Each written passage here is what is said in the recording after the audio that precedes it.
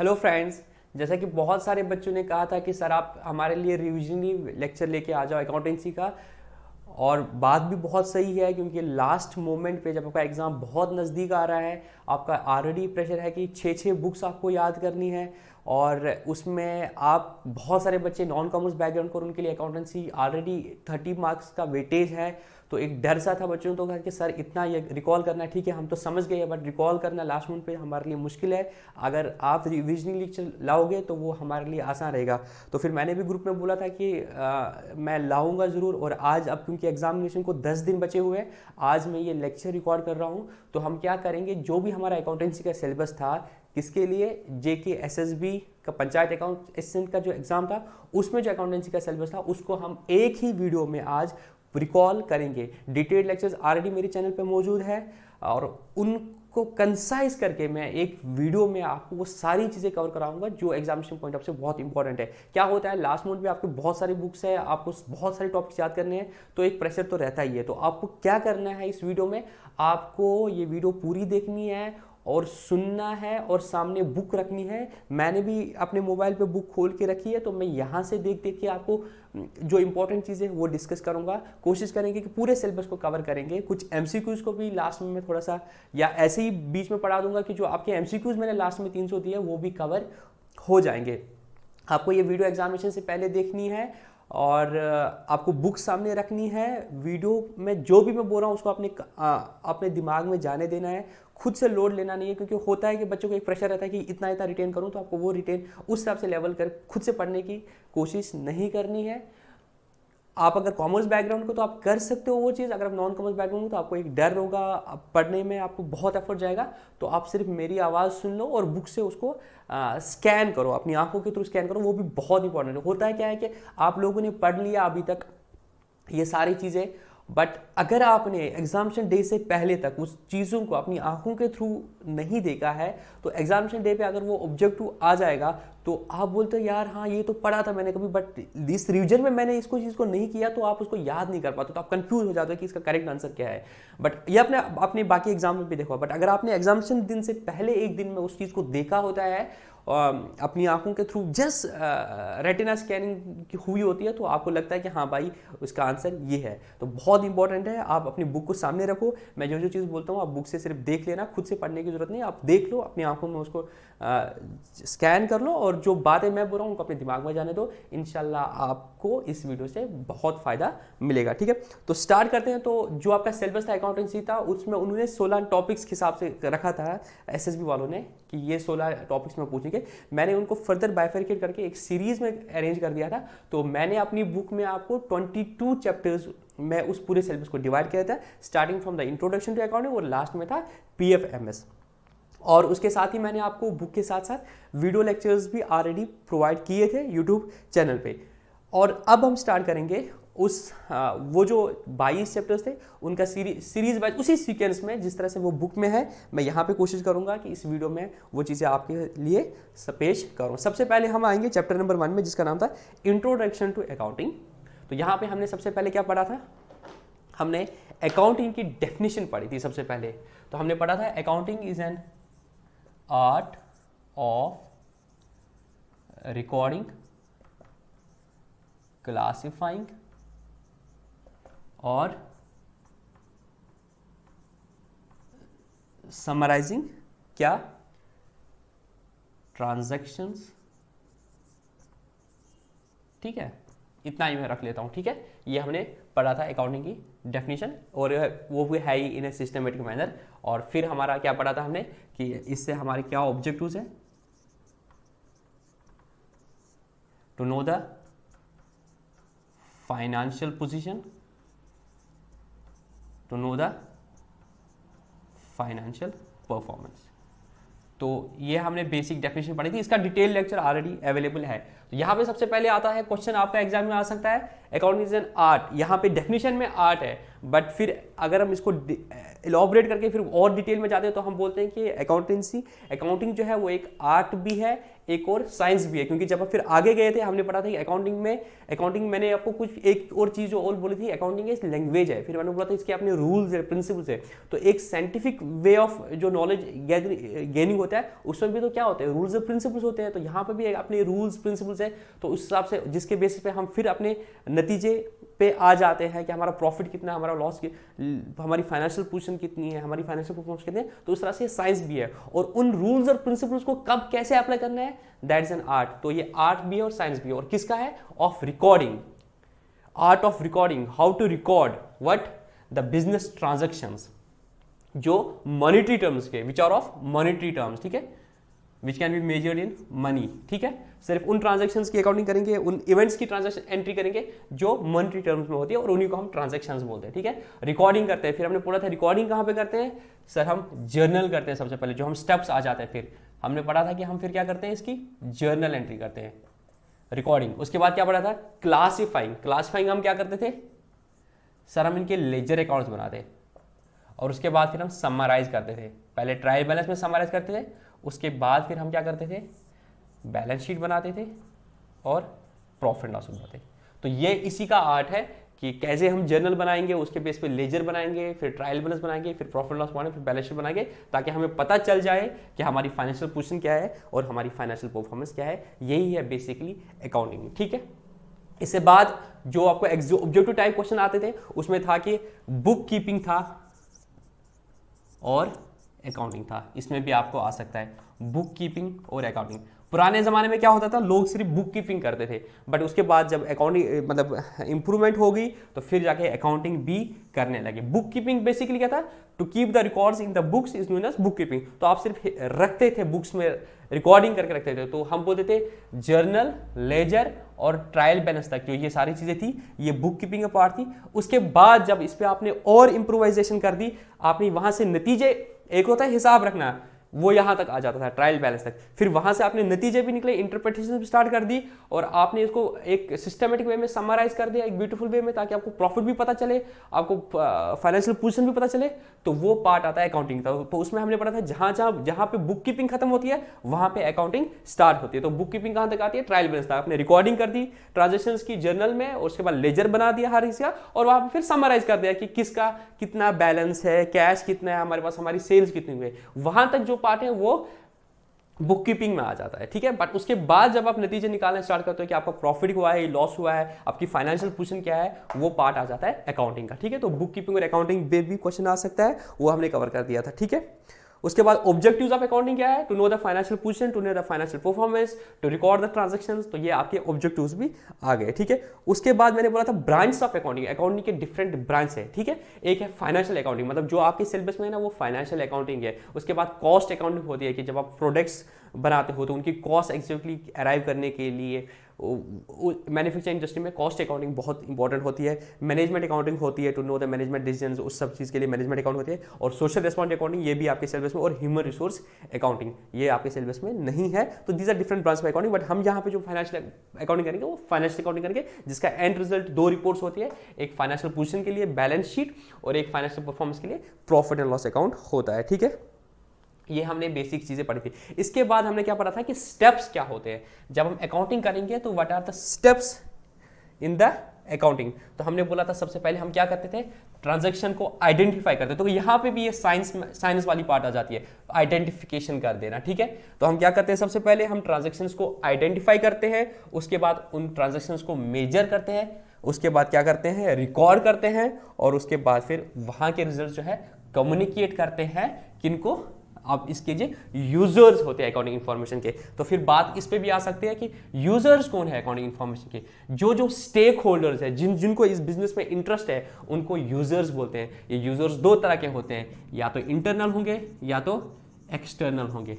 जो बिजनेस के directly concern बनते हैं वो internal users of the accounting information है, जो एक्सटर्नल एजेंसीज होती है वो एक्सटर्नल होते हैं, जो डायरेक्टली बिजनेस साथ नहीं। जैसे गवर्नमेंट है, गवर्नमेंट जानना चाहते हैं कि आपने कितना प्रॉफिट कमाया ताकि आप उनको टैक्स दोगे, तो गवर्नमेंट है या बैंक है जो आपको लोन देना चाहते हैं, लेंडर्स क्रेडिटर्स, वो एक्सटर्नल है। इंटरनल में आपको क्या आगे, जो जिनने आपके बिजनेस में पैसा लगा दिया, जो ओनर है, जो आपके एम्प्लॉइज है, दे आर, जो आपकी मैनेजमेंट है वो इंटरनल यूजर्स है। तो इन तक कम्युनिकेट करना रिजल्ट्स, ये भी अकाउंटिंग में के स्टेप्स है, ठीक है। उसके बाद क्वालिटेटिव कैरेक्टरिस्टिक्स पढ़े थे कि अकाउंटिंग में क्या क्वालिटेटिव कैरेक्टरिस्टिक्स होने चाहिए। सबसे पहले हमें पता रिलायबिलिटी होनी चाहिए, मतलब जो इन्फॉर्मेशन आपकी है वो रिलायबल सोर्स से होनी चाहिए। इसलिए हमने पढ़ा था वॉचर का कंसेप्ट आया था कि आपके पास वो सोर्स डॉक्यूमेंट्स मौजूद होने चाहिए, वो सारे एविडेंसेस होने चाहिए, डॉक्यूमेंट एविडेंसेस जिसके बेस पे अपने अकाउंटिंग करते हैं, ताकि तभी हम बोलेंगे कि ये रिलायबल हो, ठीक है। तो अकाउंटिंग इन्फॉर्मेशन जो है, अकाउंटिंग जो है वो क्या होनी चाहिए, रिलायबल होनी चाहिए, रिलेवेंट होनी चाहिए। मतलब रिलेवेंट का मतलब क्या आएगा यहाँ पे, वो सारी चीजें हमने यूजर्स को बतानी है जिससे वो अपनी डिसीजन मेकिंग करे, कुछ इररिलेवेंट चीजें नहीं बोलनी है।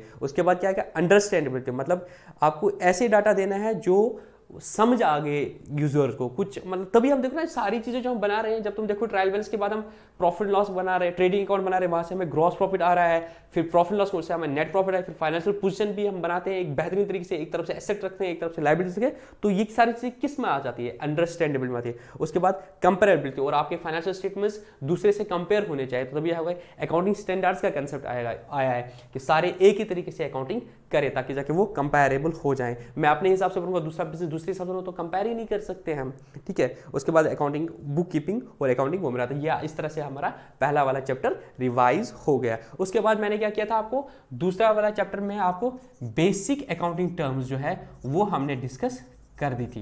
ये भी बहुत इंपॉर्टेंट है क्योंकि मैंने आपको बोला था अकाउंटिंग एक लैंग्वेज है। अगर ये लैंग्वेज है तो इसकी कुछ वोकैबुलरी होगी, किसी भी लैंग्वेज की एक वोकैबुलरी होती है, उसको हमें समझना पड़ेगा। तो इसकी वोकैबुलरी समझेंगे तो कुछ अकाउंटिंग में जो टर्म्स हम यूज करेंगे वो हम पढ़ेंगे। उसके बाद सबसे पहले हमने पढ़ा था एंटिटी। एंटिटी मतलब वो बिजनेस जिसकी तुम अकाउंटिंग एंट्री करते हो। उसके बाद क्या पढ़ा था, ट्रांजैक्शन, वो इवेंट्स जो मॉनेटरी टर्म में होते हैं उनको हम क्या बोलते हैं, ट्रांजैक्शंस बोलते हैं, ठीक है। ट्रांसएक्ट, ठीक है, कुछ लेना देना, लेन देन, एक्सचेंज, उनको ट्रांजैक्शन बोलते हैं। उसके बाद हमने पढ़ा था एसेट्स, ये आप सुनते हो नॉर्मल लाइफ में भी, तो ये अकाउंटिंग की मतलब वो डिक्शनरी में वर्ड आता है एसेट, मतलब जो भी रिसोर्सेज बिजनेस ओन करती है, OWN ओन करते हैं, the properties of the business are known as assets. जिस तरह से इनकी बिल्डिंग है, इनकी प्लांट एंड मशीनरी है, फिक्स्ड एसेट्स है, कार है, कुछ प्लांट एंड मशीनरी, कैश, ये सारे आपके एसेट्स आते हैं। उसके बाद हमने क्या पढ़ा था, लायबिलिटीज, जो बिजनेस का कर्जा है, the money which is being owed by the business, the obligations of the business, जो उनको पे करना है आप आउटसाइडर्स को, उनको क्या बोलते हैं, लायबिलिटी। तो एसेट मीन्स जो मेरा है, लायबिलिटी मीन्स जो मेरा कर्जा है, ठीक है। ये चीजें हो गई थी। उसके बाद हमने पढ़ा था करंट एसेट और करंट लायबिलिटी के बारे में, एक अलग अलग से वो चला था। उसमें तुम्हें क्रक्स याद रखना है, जो एसेट आपका 12 मंथ के अंदर अंदर रियलाइज हो जाएगा उसको हम क्या बोलते हैं, करंट एसेट। जो एसेट जिसका फायदा आपको 12 महीने से ज्यादा मिलेगा वो आपका फिक्स्ड एसेट होता है। और इसी तरह से लायबिलिटीज में current liability, non current liability आ जाता है। करंट लायबिलिटी, जो लायबिलिटी आपको 12 मंथ के अंदर अंदर पे करनी है वो करंट लायबिलिटी, जो 12 मंथ के बाद पे करनी है वो नॉन करंट लायबिलिटी। जैसे आपका बैंक लोन है 5 साल का, तो 1 साल में जब पे करना है वो तो करंट आएगा, बाकी जो है वो नॉन करंट, तो आप उस सारे को नॉन करंट उसमें रख लेते हो, ठीक है। अगर EMI है तो फर्दर बाइफिकेशन होता है, लोकल मतलब स्मॉल बिजनेस लेवल पे बाइफिकेशन नहीं करना, बोलता है बैंक लोन है तो ये नॉन करंट लायबिलिटी आ जाएगी। CC लिमिट है वो आपका करंट लायबिलिटी, वो कभी भी पे करना पड़ेगा ऑन डिमांड करके। उसके बाद हमने पढ़ा था कैपिटल। कैपिटल क्या होता था, वो पैसा जो ओनर बिजनेस में लगाता है उसको कैपिटल बोलते हैं, ठीक है। उसके बाद हमने पढ़ा था सेल, मतलब जिन गुड्स में आप डील करते हो उनको जब आप बेचते हो तो आप बोलते हो उसको सेल बोलते हो, और जब उनको गुड्स को परचेज करते हो तो आप उसको परचेज बोलते हो। तो परचेज, सेल और गुड्स। गुड्स वो चीजें जिनमें बिजनेस डील करता है। एक फर्नीचर वाला जो है, जो फर्नीचर में डील करता है उसके लिए फर्नीचर गुड्स है, बट अगर कोई बंदा रेडीमेड गारमेंट्स बेचता है उसके लिए फर्नीचर फिक्स एसेट है, क्योंकि उसमें डील नहीं करता है। वो रेडीमेड गारमेंट्स में डील करता है तो उसके लिए गुड्स रेडीमेड गारमेंट्स हो जाएंगे, ठीक है। उसके बाद हमने पढ़ा था रेवेन्यू। सेल्स जो है इसको भी रेवेन्यू बोलते हैं, इसके बगैर अगर आपको कोई रेवेन्यू आ जाएगा तो वो भी आपका रेवेन्यू आ जाता है, ठीक है। तो टोटल मिला के सेल्स प्लस अदर इनकम आपका टोटल रेवेन्यू बन जाता है। और एक्सपेंसेस जो आपके बिजनेस में खर्चे हो गए वो एक्सपेंस होता है। तो पहले वर्ड आता था एक्सपेंडिचर, उसको हमने बोला था कैपिटल एक्सपेंडिचर और रेवेन्यू एक्सपेंडिचर। जब भी आप कोई खर्चा करते हो हम उसको क्या बोलते हैं, एक्सपेंडिचर। जब भी आपका आउटफ्लो ऑफ द मनी हो जाएगा बिजनेस में आप उसको एक्सपेंडिचर बोलोगे।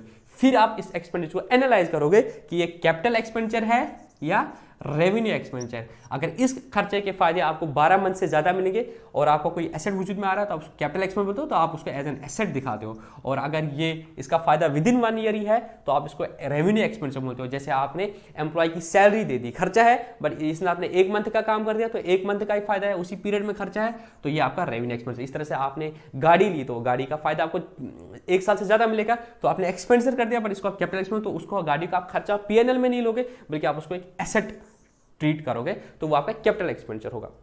इसमें बच्चों का डाउट था, अगर हमने प्लान कैपिटल एसेट पे लिए रिपेयर एंड मेंटेनेंस कर दिया तो वो क्या कैपिटल है और रेवेन्यू है? वो रेवेन्यू है, वो रेवेन्यू एक्सपेंडिचर है, क्योंकि उससे कोई नया एसेट वजूद में नहीं आ रहा है और उस जो पुराना एसेट है उसकी कोई operational efficiency beyond the first जो उसकी एफिशिएंसी थी उससे ज़्यादा नहीं बढ़ रही है, तो उसको भी हम क्या बोलते हैं? वो रेवेन्यू एक्सपेंडिचर है। तो रिपेयर मेंटेनेंस जो आपके वो रेवेन्यू एक्सपेंडिचर है। यहाँ पे बच्चे ने एक सवाल पूछा था, सर अगर हमने पुरानी गाड़ी ली फिर उस पर कुछ खर्चे कर दे तब अपने बिजनेस में लाया तो उस पर जो खर्चे कर दिए वो आपकी कैपिटल एक्सपेंडिचर। पुरानी गाड़ी आपने किसी से सेकंड हैंड गाड़ी ले 1 लाख की, बट उसमें कुछ काम वाम कराना था तब भी वो आपके बिजनेस के लिए काम आ जाती, तो 50,000 का खर्चा कर दिया, तो आपको वो गाड़ी 1 लाख में नहीं, आपको वो गाड़ी 1.5 लाख में पड़ गई, तो वो 1.5 लाख का 1.5 लाख कैपिटलाइज हो जाएगा। वंस आपके बिजनेस में आ गया, रेडी टू यूज है, फिर जो खर्चे बाद में हो जाएंगे वो आपके रेवेन्यू एक्सपेंडिचर हो जाएंगे। ठीक है, और फिर हम बोलते हैं प्रॉफिट कैसे निकालते हैं या आपकी इनकम कैसे है? हम बोलते हैं जो रेवेन्यू है उसमें से एक्सपेंसेस को लेस करते हैं तो आपकी इनकम आ जाती है, या फिर उधर बोले आपका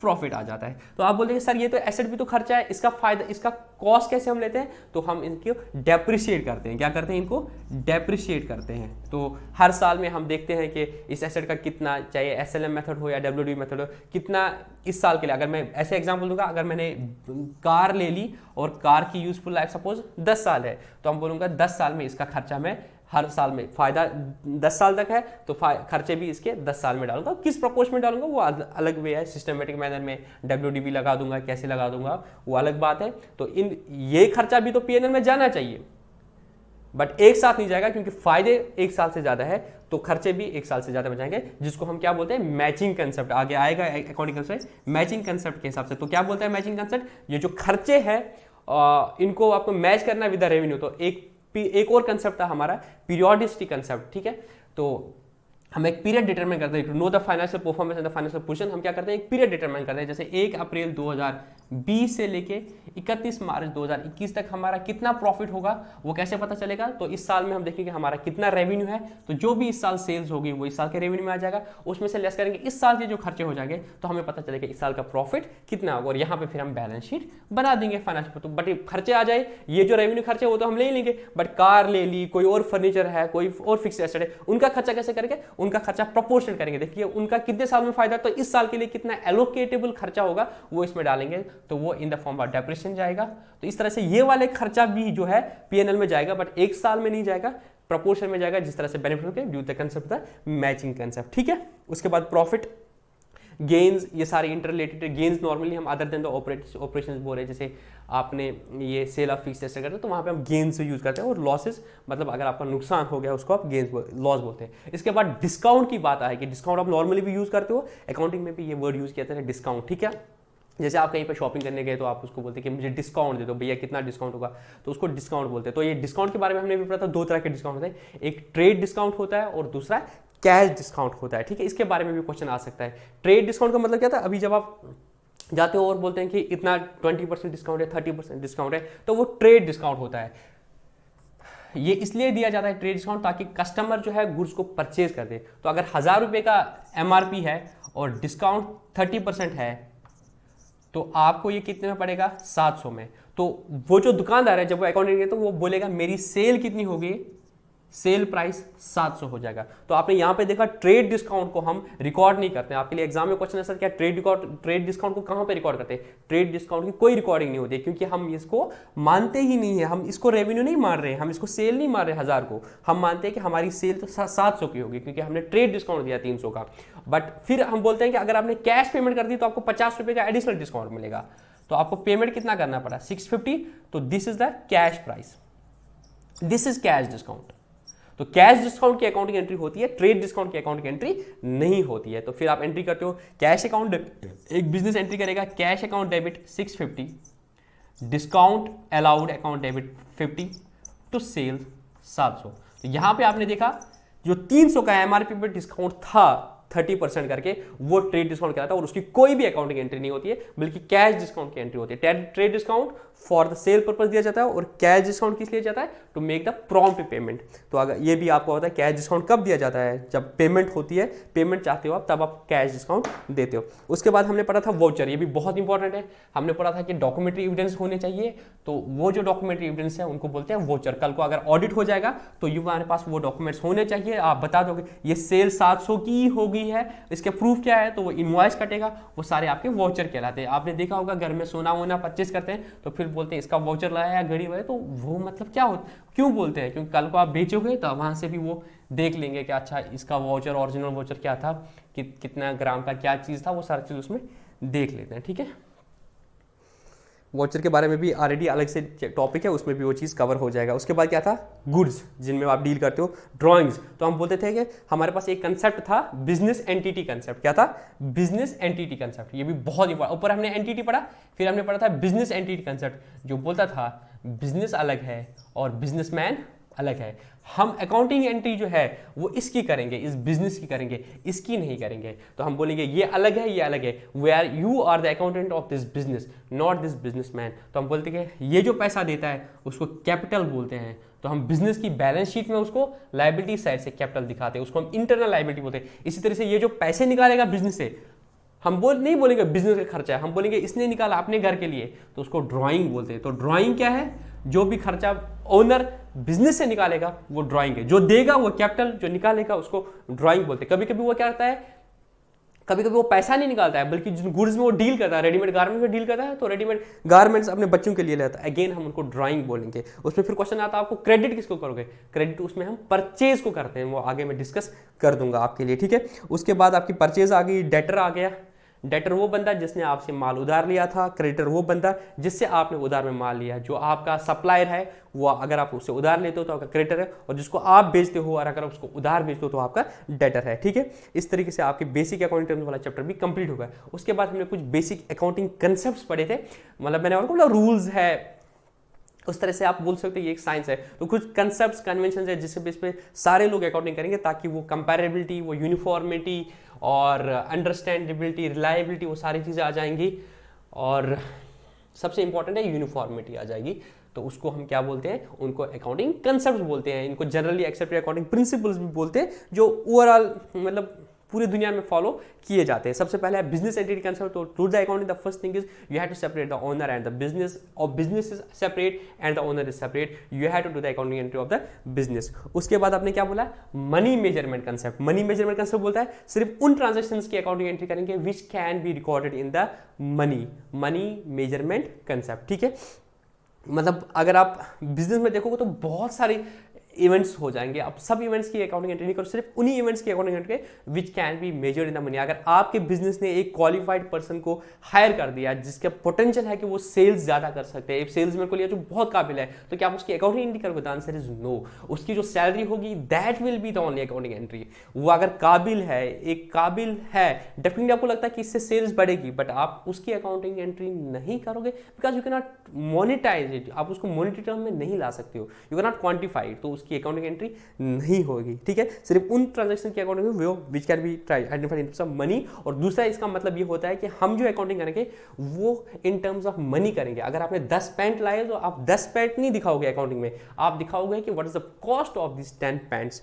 उसके बाद आपने गोइंग कंसर्न कंसेप्ट, तो ये चीज ख्याल रखना है, ये जो बिजनेस है जिसकी आप अकाउंटिंग एंट्री करोगे, हम मानते हैं कि ये इनडेफिनिट पीरियड के लिए चलेगा। तो आपके पास ऑब्जेक्टिव आ सकता है, as per which principle the business considered to be for indefinite period, the answer is going concern concept. कि ये गोइंग कंसर्न, ये कल को बंद होने वाली नहीं है। इसके कुछ इंप्लीकेशंस आते हैं कि आप जो जिस प्राइस पे आपने गुड्स को परचेज कर दिया, फिक्चर्स को परचेज कर दिया, आप उसी प्राइस पे उनको रखते हो, क्योंकि आप बोलते हो कि बिजनेस तो चलेगा लाइफ टाइम के लिए। ठीक है, तो अगर ऐसा नहीं होता तो फिर आप जो नेट रियलाइजेबल वैल्यू होती है, जो उनकी फेयर वैल्यू होती है, उसी पे अकाउंटिंग एंट्री करते हैं। बट ऐसा नहीं करते, हम बोलते हैं कि बिजनेस चलता रहेगा, बिजनेस बंद होने वाला नहीं है। ये कुछ कंसेप्ट है जिसके बेस पे अकाउंटिंग करेंगे। फिर बोलेंगे अच्छा ये बिजनेस तो फिर कभी खत्म नहीं होगा, तो हम बोलते हैं बिजनेस तो इंडेफिनिट पीरियड के लिए चलेगा, तो हम क्या तब तक वेट करेंगे प्रॉफिट और लॉस निकालने के लिए? The answer is no. हमने बोला ये जो गोइंग कंसर्न है, जो इंडेफिनिट पीरियड है, इसको हम क्या करेंगे, जो इंडेफिनिट पीरियड है इसको हम स्मॉल स्मॉल टुकड़ों में बाइफरकेट करेंगे। तो हमने बोला ये अकाउंटिंग पीरियड हो गया। जैसे वही 1 अप्रैल से लेके 31 मार्च, तो हमने फाइनेंशियल ईयर को डिसाइड कर दिया 1 अप्रैल से 31 मार्च तक, ये आपका अकाउंटिंग पीरियड होगा। तो इस पीरियड में हम देखेंगे हमारा प्रॉफिट कितना हुआ है और लॉस कितना हुआ। इस पीरियड के एंड पे हम देखेंगे हमारी फाइनेंशियल पोजीशन कैसी कितनी है और हमारी फाइनेंशियल परफॉर्मेंस कैसी है। ठीक है, तो ये अकाउंटिंग पीरियड का कंसेप्ट आ गया, क्योंकि गोइंग कंसर्न बोला इंडेफिनिट पीरियड के लिए, और अकाउंटिंग का एक ऑब्जेक्टिव है कि to know the profit loss. तो क्या वेट करेंगे जब तक बिजनेस बंद होगा? The answer is no. हम इसको बाइफरकेट करेंगे छोटे छोटे हिस्सों में, तो उसको अकाउंटिंग पीरियड बोलते हैं। कभी किसी कंट्री में कैलेंडर ईयर हो सकता है और किसी कंट्री में फाइनेंशियल ईयर हो सकता है। हमारी कंट्री में ये फाइनेंशियल ईयर है। उसके बाद हमने पढ़ा था एक्रूअल कंसेप्ट। तो जब हम अकाउंटिंग करेंगे तो हम एक्रूअल कंसेप्ट को फॉलो करेंगे। तो इसका उल्टा क्या है? इसका है कैश। तो आप बोल सकते हो जो अकाउंटिंग हम करते हैं वो दो तरह के होते हैं, एक होता है कैश बेस्ड अकाउंटिंग, दूसरा होता है accrual based accounting. Cash based accounting का मतलब होता है जब जब कैश में सेल हो जाएगी तब आप बोलोगे सेल हो जाएगी, हो गई। जब अब कैश में पेमेंट हो गई तब हो जाए। तो इनकम और एक्सपेंसेस और consider only happened when they have taken place in cash. Cash based accounting यही बोलता है कि जब आपने सेल्स कर दी कैश में तब आप उसको सेल मानोगे, या आपने उधार दे दिया तब आप उसको सेल नहीं मानोगे। जब डेटर पैसा देगा तो आपको बोलोगे कैश रिसीट्स और कैश पेमेंट्स, उसको कैश बेस्ड अकाउंटिंग बोलते हैं। बट हम जो अकाउंटिंग करेंगे मॉडर्न अकाउंटिंग जो है, जो डबल एंट्री बेस पे होती है, वो किस पे बोलते हैं? एक्रूअल कंसेप्ट पे होती है। तो इस एक्रूअल कंसेप्ट का मतलब है जो एक्रू हो गया है that will be recognised in the books. तो इस पीरियड में जितने भी खर्चे एक्रू हुए हैं, जितने भी इनकम एक्रू हुए, that will be considered as the part of. तो ऊपर मैं रेवेन्यू लिखता हूं, नीचे एक्सपेंस लिखता हूं, ठीक है, क्योंकि मुझे रेवेन्यू और रेवेन्यू से एक्सपेंस लेस करूंगा तभी मेरा प्रॉफिट आएगा। तो इस पीरियड में जितने भी रेवेन्यूज एक्रू हुए हैं वो लूंगा, चाहे उनकी पेमेंट हुई है या ना हुई है, मैं वो लूंगा अपने इस पीरियड के रेवेन्यू में। इसी तरह से एक्सपेंसेस जो एक्रू हुए हैं, चाहे वो पे हुए या नहीं हुए, उससे गर्ज नहीं है, वो मैं लूंगा। Accrued revenue minus accrued expenses is the profit. ये एक्रूड कंसेप्ट है। एग्जांपल 31 लास्ट मंथ आ गया मार्च की सैलरी आपने 31 मार्च तक नहीं दी है, तो ये सैलरी बट क्योंकि मार्च से पर्टेन करती है, it has accrued in March, it may be paid in the month of April but it is accrued in the March, so it will be considered as an expense of the March. इसी तरीके से यहां पे cell हो गई है, 28 मार्च को cell हो गई है, उधार में भेजा है आपने, उसने अभी पैसे नहीं दिए बट आप उसको सेल मानोगे तो पैसा बाद में, जैसा एक क्रेडिट पीरियड होता है वो भी छोड़ दो। 31 मार्च को आपके पास एफडी है, तो आपका इंटरेस्ट हो सकता है अभी नहीं दिया है बैंक ने, बट स्टिल आपको उसको इंटरेस्ट मानोगे क्योंकि वो टाइम पीरियड है, टाइम पीरियड बेस पे इनकम है, तो आप उसको इंटरेस्ट मानोगे, आप उसकी अकाउंटिंग एंट्री करोगे। रेंट आपने पे नहीं कर दिया बट वो इस मंथ का रेंट है, अभी पे नहीं किया, तो क्या खर्चा नहीं मानोगे? नहीं, हम उसको खर्चा मानेंगे एज पर एक्रूअल कंसेप्ट। वो इसी मंथ का खर्चा है तो वो एक्रू हुआ होगा, तो आपको एंट्री डालनी पड़ेगी। हम रेंट एक्सपेंस डेबिट करते हैं और रेंट पेएबल को क्रेडिट करते हैं, एक लायबिलिटी खड़ी करते हैं, तभी जाकर वो पेएबल का कंसेप्ट इसी एक्रूअल कंसेप्ट से आ जाता है। क्रक्स का निकला एक्रूअल कंसेप्ट का कि चाहे खर्चे का पेमेंट हुआ हो या नहीं हुआ, अगर वो खर्चा इस पीरियड से पर्टेन करता है उसकी अकाउंटिंग एंट्री होगी as per the accrual concept. उसके बाद है कॉस्ट कंसेप्ट या हिस्टोरिकल कॉस्ट कंसेप्ट। आपने बोला जितने भी एसेट्स जो आपके हैं उनको आप जिस प्राइस पे परचेज किया था उसी परचेज प्राइस पे रखते हैं। अगर आपने कहीं पे बिल्डिंग परचेज कर दी, बिल्डिंग आपने 10 लाख की परचेज करती, वो 10 लाख पे ही आपको दिखाना है। हो सकता है वो बिल्डिंग का fair value market value 15 lakh हो, आपको सस्ती डील होगी तो आप उसको 15 लाख पे नहीं दिखाओगे, आप उसको फेयर वैल्यू पे नहीं दिखाओगे, 15 लाख की एनआरवी पे नहीं दिखा रहे हो, बल्कि जिस परचेज प्राइस पे आपने उसको परचेज कर दिया उसी प्राइस पे आपको दिखाओगे, उसको बोलते हैं हिस्टोरिकल कॉस्ट कंसेप्ट। हालांकि अभी जो इंड एस के कंसेप्ट उसमें फेयर वैल्यू का कंसेप्ट भी है, बट अभी आप याद रखो कि अकाउंटिंग कंसेप्ट में हिस्टोरिकल कॉस्ट कंसेप्ट था और हम कॉस्ट पे ही रखते थे। हालांकि इसमें थोड़ी सी चेंज आ गई है, अब इंड एस अलाउ करते हैं कि आप फेयर वैल्यू पे भी अपने एसेट्स को दिखा सकते हो। उसके बाद ड्यूअल एस्पेक्ट कंसेप्ट, ये बहुत इंपॉर्टेंट कंसेप्ट है, ड्यूअल एस्पेक्ट कंसेप्ट। ये इसके बाद अकाउंटिंग इक्वेशन में भी कवर हो जाएगा। एक्रूअल भी बहुत इंपॉर्टेंट कंसेप्ट है, इस तरह से ड्यूअल एस्पेक्ट कंसेप्ट है। ये बोलता है कि जब भी कोई ट्रांजैक्शन होती है उसमें क्या होते हैं, एटलीस्ट 2 अकाउंट्स इफेक्ट होते हैं, एटलीस्ट 2 अकाउंट्स इफेक्ट होते हैं, उसको बोलते हैं ड्यूअल एस्पेक्ट।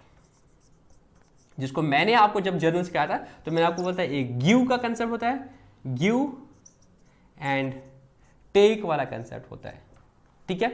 तो दो ट्रांजैक्शंस, मतलब एक ट्रांजैक्शन में दो अकाउंट्स इफेक्ट हो जाते हैं, उसको ड्यूअल एस्पेक्ट कंसेप्ट। इसी से फिर हमारा क्या निकला था, अकाउंटिंग इक्वेशन वाला कंसेप्ट आया था हमारा। जब मैंने बैलेंस शीट को देखा था तो मैंने आपको बोला था ये आपके लायबिलिटीज आ जाती है, यहाँ से आपके एसेट्स आ जाते हैं, है ना। जैसे यहाँ पे आपका फिक्स्ड एसेट है, यहाँ पे करंट एसेट है, यहाँ पे आपकी कैपिटल है, यहाँ पे आपकी लोन्स है, यहाँ पे आपकी करंट लायबिलिटीज है। तो अगर आप देखोगे आप इनको बोल सकते हैं these are the sources of the funds, these are the source of the funds and these are the application of the funds, applications of the funds. तो यहां से पैसा आएगा, यहां पे यूज किया जाएगा। तो हमने फिर बोला था capital plus liabilities is equal to assets, इसी को हमने बोला था अकाउंटिंग इक्वेशन। तो ये आप यूनिवर्सली प्रूवन है कि आपके जो एसेट्स हो गए, या तो वो आपने अपना पैसा लगा दिया है, या लोन लिया है, या लोगों का, कर्जदारों का उधार दिया हुआ पैसा है। लगा कहां पे होगा, या आपका फिक्स एसेट्स में होगा, या आपके करंट एसेट्स में पैसा फंसा हुआ है। This application of money, this the source of the Fundy. तो सोर्स ऑफ द मनी या तो कैपिटल अपनी हो सकती है या लोगों की हो सकती है, इज कॉल्ड एसेट। तो एसेट्स जो आपके होंगे वो बराबर होंगे आपकी कैपिटल लायबिलिटीज। इस पे आपके न्यूमेरिकल क्वेश्चन आ सकते हैं एग्जाम में। ये सिर्फ आपको याद रखना है, बैलेंस शीट को ऐसे आइडेंटिफाई दिमाग में लाओ, और यहाँ पे एसेट्स है और यहाँ पे कैपिटल और लायबिलिटीज है, ये सोर्सेज है, ये एप्लीकेशन है, ठीक है। तो वही ड्यूअल एस्पेक्ट कंसेप्ट भी बोलता है कि हर ट्रांजेक्शन में एटलीस्ट दो अकाउंट्स इंपैक्ट हो जाएंगे। जिस तरह से हमने पढ़ा था कि एक जब बिजनेस स्टार्ट करते हैं वो 10 लाख की कैपिटल लाएगा, तो हम बोले उसने कैश लाया 10 लाख का, तो हम बोलेंगे बिजनेस में कैपिटल आ गई कितनी, 10 लाख की। तो जो दो अकाउंट्स इंपैक्ट हो जाएंगे, एक कैपिटल 10 लाख की बढ़ेगा और यहाँ पे कैश 10 लाख का बढ़ेगा। तो ड्यूअल एस्पेक्ट कंसेप्ट आ गया, ठीक है। तो एक सोर्सेस तरह का होता है, एक एप्लीकेशन तरह का, दो अकाउंट्स एटलीस्ट इंपैक्ट हो गए, ठीक है। इसके बाद रेवेन्यू रिकॉग्निशन कंसेप्ट है। एक मैंने एक्रूअल का पढ़ा था। एक्रूअल में हमें पता जितने भी खर्चे एक्रू हुए होंगे, जितने भी खर्चे हुए हैं, चाहे उनका पेमेंट हुआ है ना हुआ, वो उस साल के एक्सपेंस में आ जाएगा as per the accrual concept. इससे रेवेन्यू रिकॉग्निशन के बारे में, जहां तक रेवेन्यू की बात है, रेवेन्यू को आप कब रिकॉग्नाइज करोगे, रेवेन्यू को आप रिकॉग्नाइज तब करोगे जब क्या होगा,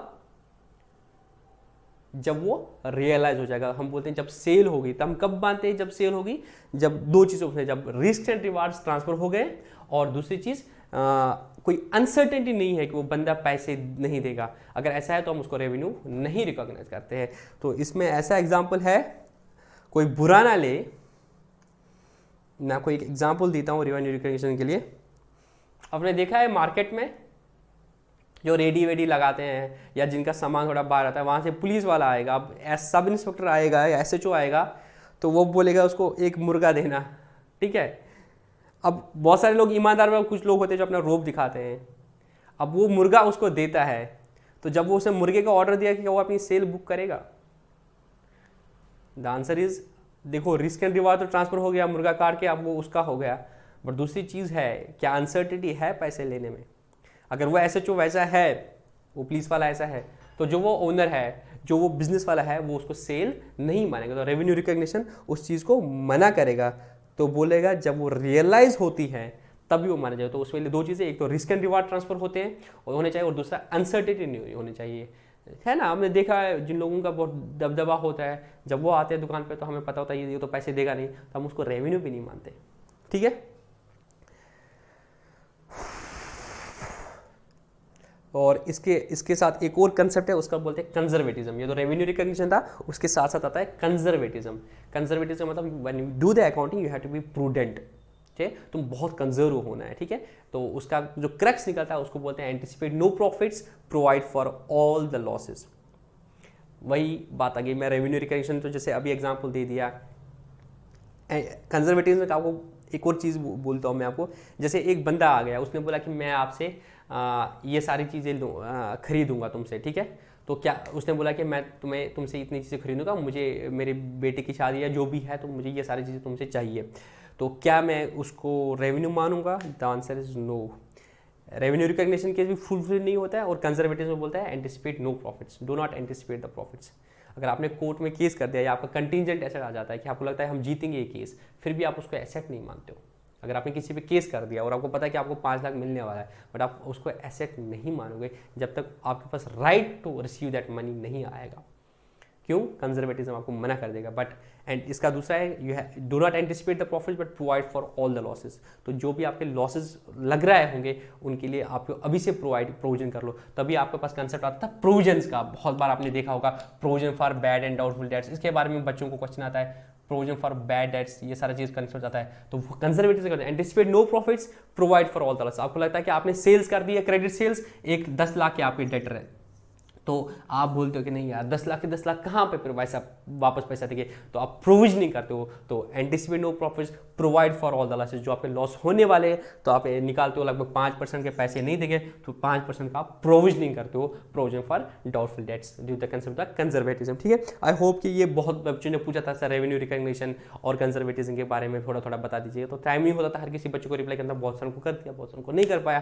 तो आई होप कि आपको ये चीज़ें क्लियर हो जाए। इसके बाद मैचिंग कंसेप्ट मैंने अभी बताया, जो एक्सपेंसेस इस पीरियड के होंगे और जो रेवेन्यूज इस पीरियड के होंगे उनको मैच करना है। ये सबसे फेवरेट कंसेप्ट है मेरे लिए, बहुत इंपॉर्टेंट कंसेप्ट जो मुझे लगता है अकाउंटिंग में, वो मैचिंग कंसेप्ट है। क्योंकि इसी से आपका मैचिंग कंसेप्ट, जिसके पास मैचिंग कंसेप्ट लगाने का आर्ट होगा ना, तो समझ लो आपको अकाउंटिंग आ गई। जितने भी रेवेन्यूज इस पीरियड के हैं उसके साथ जो जो एक्सपेंसेस एट्रीब्यूटेबल है उस पीरियड में आपको देखना है कि ये इस पीरियड का खर्चा है या नहीं है। अगर उस पीरियड खर्चा है तो उसी पीरियड में जाना चाहिए due to the matching concept. ठीक है, तो periodic profit is equal to periodic revenue minus periodic expenses. उसके बाद कंसिस्टेंसी का मतलब कहते हैं जो भी accounting concept, accounting principles, accounting methods आपने इस साल लगा दिए, मेहरबानी करके अगले साल भी वही लगाए। इन्हें कि एक साल आपने ऐसा कर दिया और दूसरे साल आपने वैसा करता है, वो चीज़ें नहीं करनी है। जो भी मेथड्स आप पढ़ोगे फिर अकाउंटिंग स्टैंडर्ड जो आईसी है, institute of chartered accountant issue करती है ताकि यूनिफॉर्मिटी आ जाए। बहुत सारी जगह होती है जहाँ पे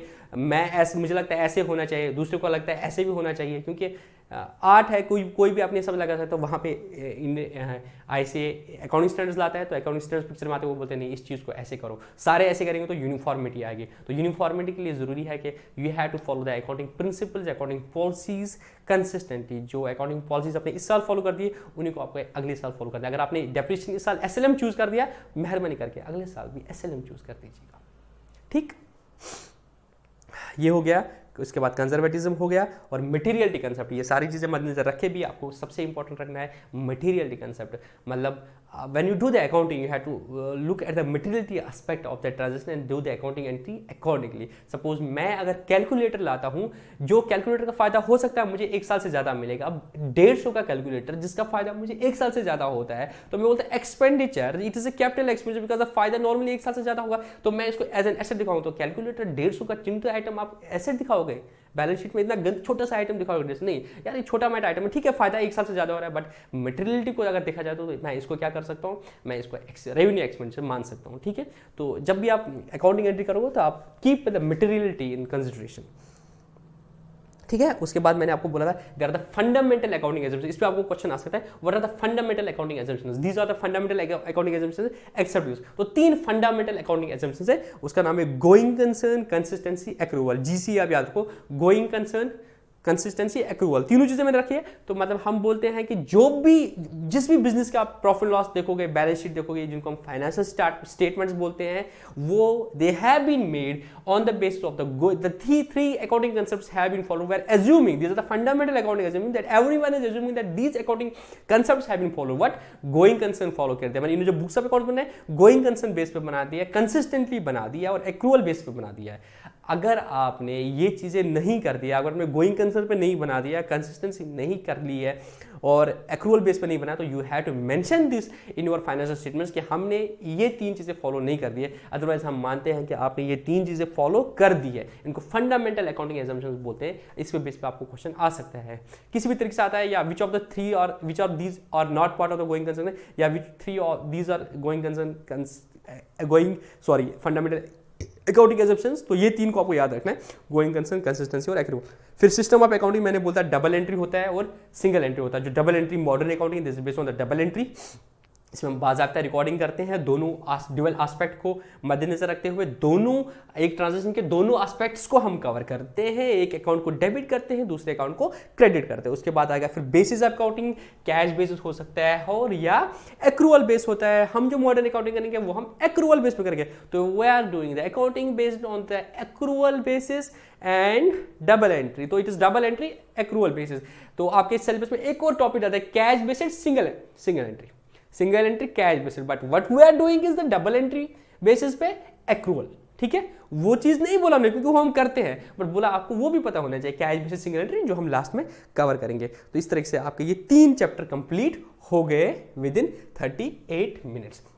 अब चैप्टर नंबर 4 बहुत ही छोटा था, अकाउंटिंग इक्वेशन। तो ड्यूअल एस्पेक्ट के बेस पे मैंने आपको बोला था, ड्यूअल एस्पेक्ट कंसेप्ट की वजह से हमें अकाउंटिंग इक्वेशन वाला कंसेप्ट निकलता है। तो जो बैलेंस शीट को ध्यान में रखना है, तो वो बोलता है जो एसेट्स है, जितने भी आपके बिजनेस में एसेट्स लगे होंगे, जो एसेट्स क्या है, जो आप बोलते हो कि हमारी चीजें था, resources owned by the business, चाहे वो फिक्स एसेट हो, करंट एसेट हो, कैश हो, स्टॉक हो, डेटर हो, जो आपकी प्रॉपर्टीज है, बिजनेस की प्रॉपर्टीज है, जो आप बैलेंस शीट इस तरह से दिखाते हैं, वो कंप्राइज हो सकती है। उसके लिए जो पैसा लगा होगा, या तो आपका अपना पैसा लगा होगा या लोगों का पैसा लगा होगा।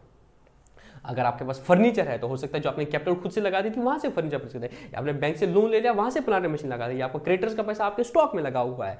तो ये है सोर्सेज ऑफ द फंड्स, ये है आपका एप्लीकेशन ऑफ फंड्स। इसको जब इलैबोरेट करते हैं तो फॉर्मूला निकलता है capital plus liabilities equal to assets. ये आपकी अकाउंटिंग इक्वेशन। इसको फिर उल्टा नीचे इधर उधर कर लो, बात सेम ही आ जाएगी। तो इस पे भी आपको क्वेश्चन आ सकता है, the capital of the business is this, the assets are this, what is the liabilities. किसी भी तरीके से क्वेश्चन आ सकता है, capital plus liabilities equal to asset. इसके बाद फिर ये आगे ये होता है, जब वो बिजनेस से पैसा निकालते हैं तो वो हम कैपिटल से लेस करते हैं, उसको ड्राइंग बोलते हैं। और जब बिजनेस से फायदा आता है, प्रॉफिट आता है, वो हम ओनर को ट्रांसफर करते हैं। तो फिर आता है, इसको जब हम और फर्दर बाइफर्केट करते हैं, हम बोलते हैं कैपिटल प्लस प्रॉफिट। अगर लॉस होगा तो माइनस लॉस करते हैं, plus liabilities equal to asset. और इसको बोलते हैं capital plus income minus expenses plus liabilities equal to asset. और फिर जाके अगर इसको मैं और करूंगा capital plus income plus liabilities is equal to assets plus expenses.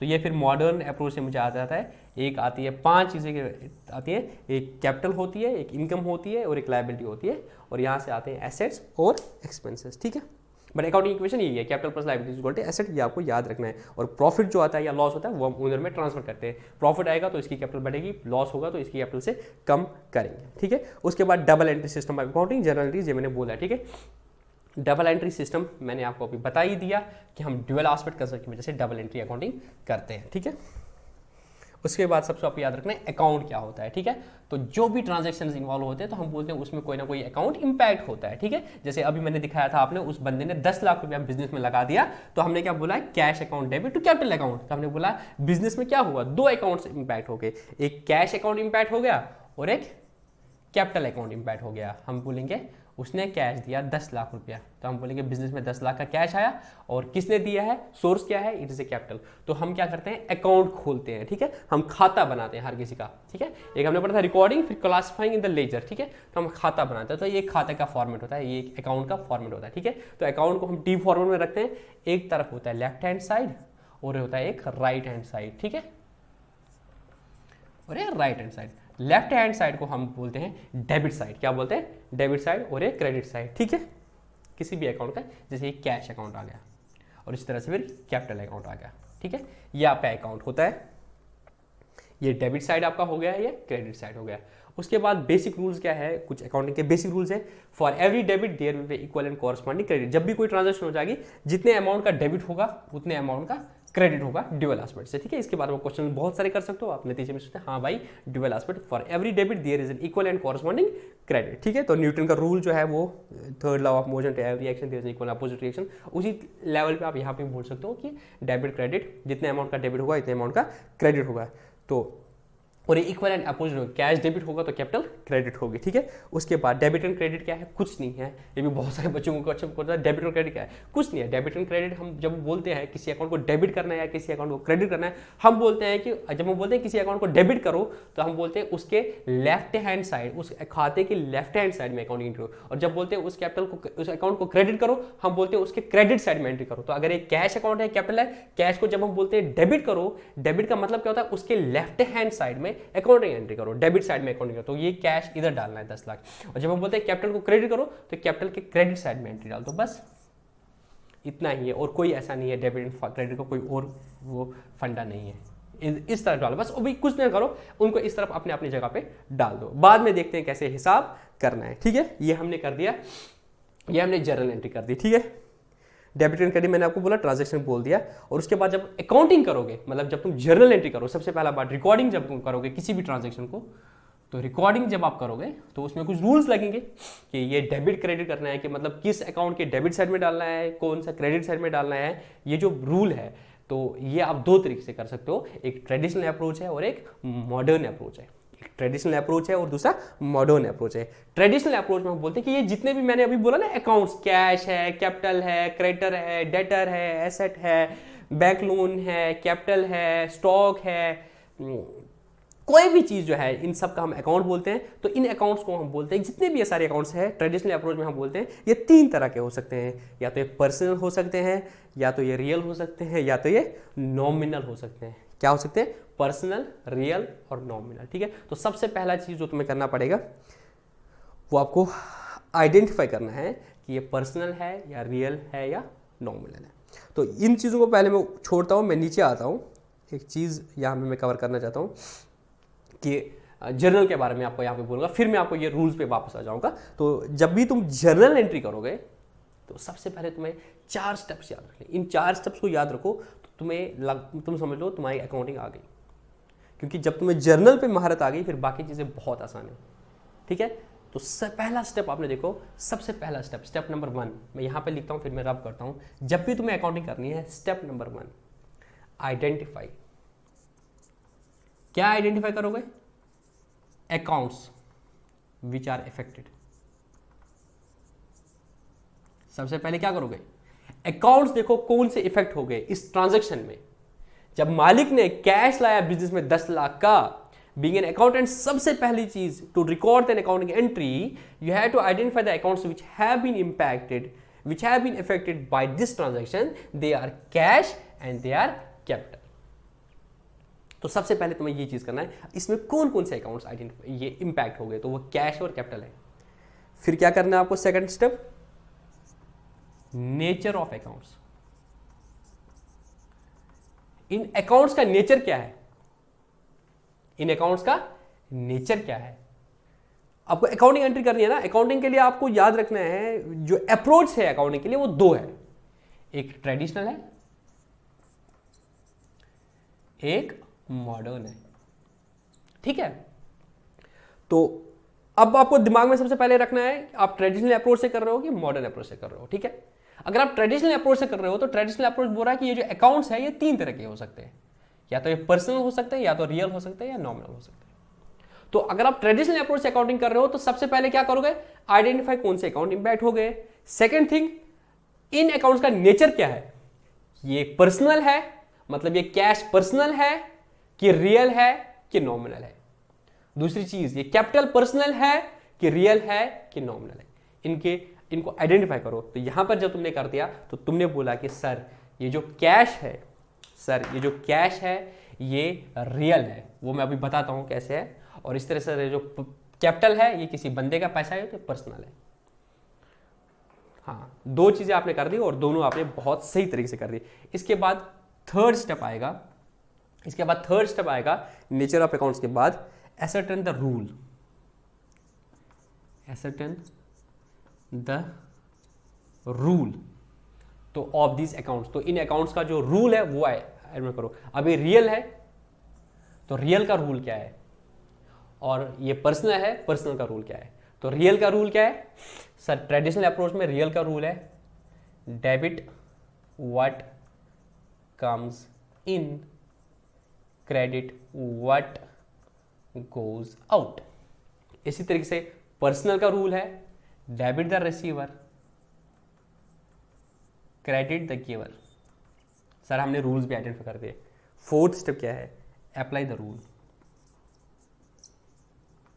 तो जब भी आपने जर्नल एंट्री करनी है तो ये 4 रूल्स आपने याद रखने हैं, 4 स्टेप्स आपने याद करने हैं। आप अकाउंटिंग कर रहे हैं, आइडेंटिफाई द अकाउंट्स विच आपने आइडेंटिफाई करने हैं, कौन कौन से अकाउंट इंपैक्ट हो गया। उसके बाद उनके नेचर देखो, पर्सनल है, रियल है कि नॉमिनल, फिर उनका रूल देखो और रूल लगा दो। यहाँ पे रूल लगा लो, क्या बोल रहा है, रूल क्या है, रियल के लिए डेबिट व्हाट कम्स इन, तो कैश बिजनेस में आया है कि नहीं है, ओनर के जेब से गया वो नहीं देखना है, हम accounting entry as per accounting entry business entry concept business ही कर रहे हैं, बिजनेस के गलथान यथवानांश या बिजनेस का जो कैश काउंटर है वहां पे कैश आ गया, कितना आया 10 लाख, तो debit what comes in, sir ये कैश आया है बिजनेस में, इसको डेबिट करेंगे, तो हम बोलेंगे कैश अकाउंट डेबिट। और कैपिटल की जहां तक बात है वो पर्सनल है, पर्सनल का रूल क्या है, debit the receiver credit the giver, the owner is separate from the business, the owner is giving to the business, he is giving to the business, so he will be credited, credit the capital. तो entry हो जाएगी, इसको हम फिर ऐसे लिखते हैं, cash account debit to capital account, ठीक है। तो पहले लिखते हैं cash account debit to capital account, करते हैं 10 लाख 10 लाख, तो इसके बाद ये इस तरीके से आप जर्नल एंट्री करते हो। तो कैश अकाउंट डेबिट जब बोलते हैं मतलब क्या है, कैश अकाउंट के डेबिट साइड में डाल दो, इसी तरीके से कैपिटल अकाउंट के क्रेडिट साइड में डाल दो 10 लाख, तो एक जगह डेबिट हो गया, दूसरा अकाउंट क्रेडिट हो गया, तो ड्यूअल एस्पेक्ट भी फुलफिल हो गया। तो बोलता है ट्रेडिशनल अप्रोच, अकाउंट्स 3 तरह के होते हैं, पर्सनल, रियल और नॉमिनल। अब आपकी बात, आप बोलोगे सर ये पर्सनल क्या होते हैं, तो पर्सनल होते हैं which are the names of the individuals जिसमें आते हैं, और इसमें फिर नेचुरल भी होते हैं और आर्टिफिशियल होते हैं। लॉ ऑफ द लैंड भी कुछ लोगों को बोलते हैं, कुछ इंस्टीट्यूशंस को बोलते हैं, या पर्सनल है, जैसे कंपनीज है, बैंक्स है, bank law of the land की नज़र में वो एक पर्सन है, bank is a separate person, company is a person in the eyes of the law. जैसे हम बोलते हैं जियो, जियो एक कंपनी है ना, तो but Jio is a person in the eyes of the law, तो वो पर्सनल होते हैं, ठीक है। तो पर्सनल मतलब जो इंडिविजुअल्स होते हैं, नेचुरल ह्यूमन बींग्स होते हैं या आर्टिफिशियल पर्सन होते हैं, और इसमें फिर थर्ड आता है रिप्रेजेंटेटिव पर्सन। तो पर्सनल 3 तरह के होते हैं, या तो नेचुरल होते हैं, नेचुरल पर्सन अकाउंट राम, रहीम, श्याम, शमीम, उसके बाद आर्टिफिशियल होते हैं जो लीगल एंटिटीज़ होती है, जैसे बैंक्स है, कंपनीज है, ठीक है, वो सारे क्या आते हैं, पर्सन में आते हैं। और उसके बाद रिप्रेजेंटेटिव पर्सनल अकाउंट्स, कोई अकाउंट ऐसा होता है which is representing any person, जैसे आपने सैलरी, वो अभी मैंने दिखाया था आपको मैचिंग कंसेप्ट, एक्रूअल के कंसेप्ट में जब आपको बोला था कि सैलरी इस मंथ की अभी आपने नहीं दे दी है, तो आप क्या करोगे, सैलरी का खर्चा तो डाल दोगे, salary account debit expense to salary payable, this pay salary is payable to an employee, this is representing, this account is representing, आप salary payable, wages outstanding, rent payable, this is to be paid a person ना, landlord को rent pay करना है, अपने employ को salary पे करनी है, but this account salary payable represents the person ना, तो इसको बोलते हैं रिप्रेजेंटेटिव पर्सनल अकाउंट। तो इसके लिए भी रूल क्या लगेगा, जो पर्सनल के रूल लगता है, तो क्रेडिट द गिवर या जिसका है उसको क्रेडिट करना पड़ेगा, ठीक है, क्रेडिट द गिवर करके कंसेप्ट कर देंगे, ठीक है। तो ये होता है ट्रेडिशनल अप्रोच से, पर्सनल, रियल, नॉमिनल, फिर इनका रूल, पर्सनल रियल के rule, debit what comes in, credit what goes out. अगर रियल अकाउंट होगा तो तुम्हारे पास आएगा, ठीक है।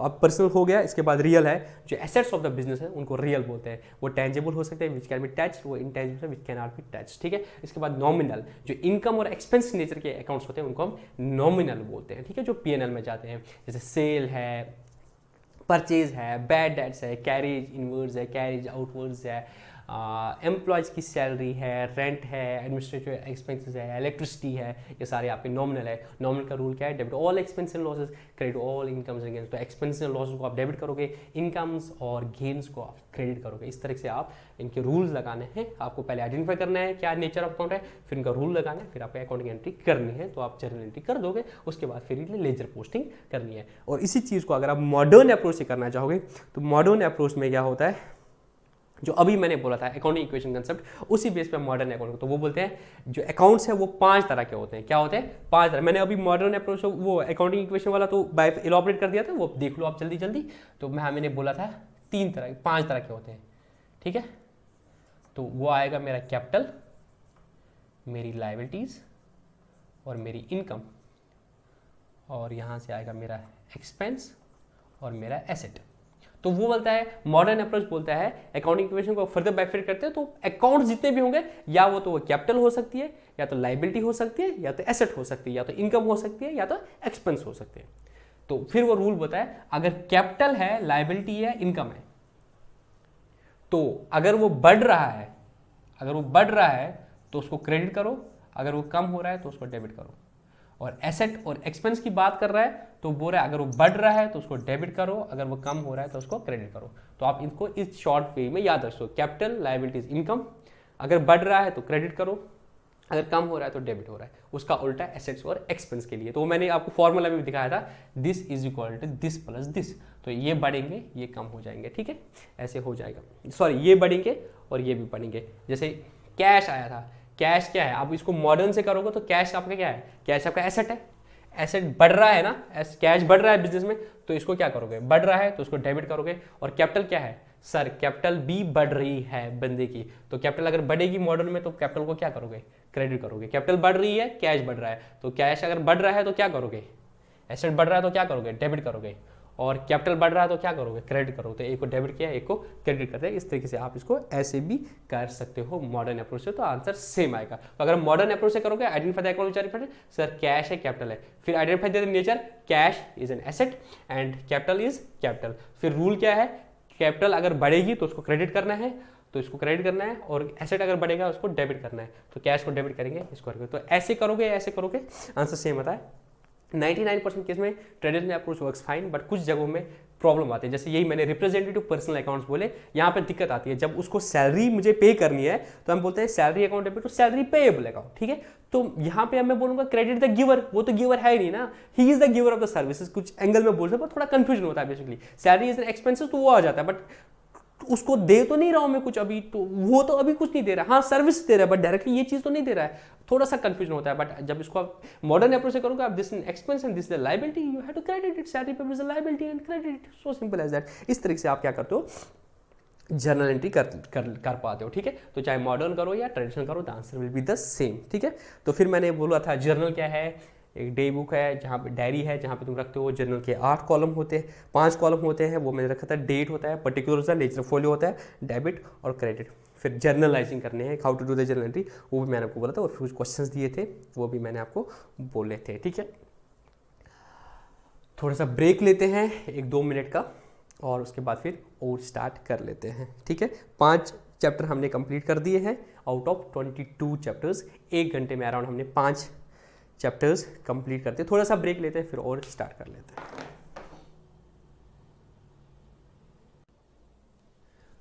Welcome back friends. तो पहले 5 चैप्टर हमने कर लिए थे, अब 6 चैप्टर था आपके सिलेबस में, वॉचर अप्रोच इन अकाउंटिंग।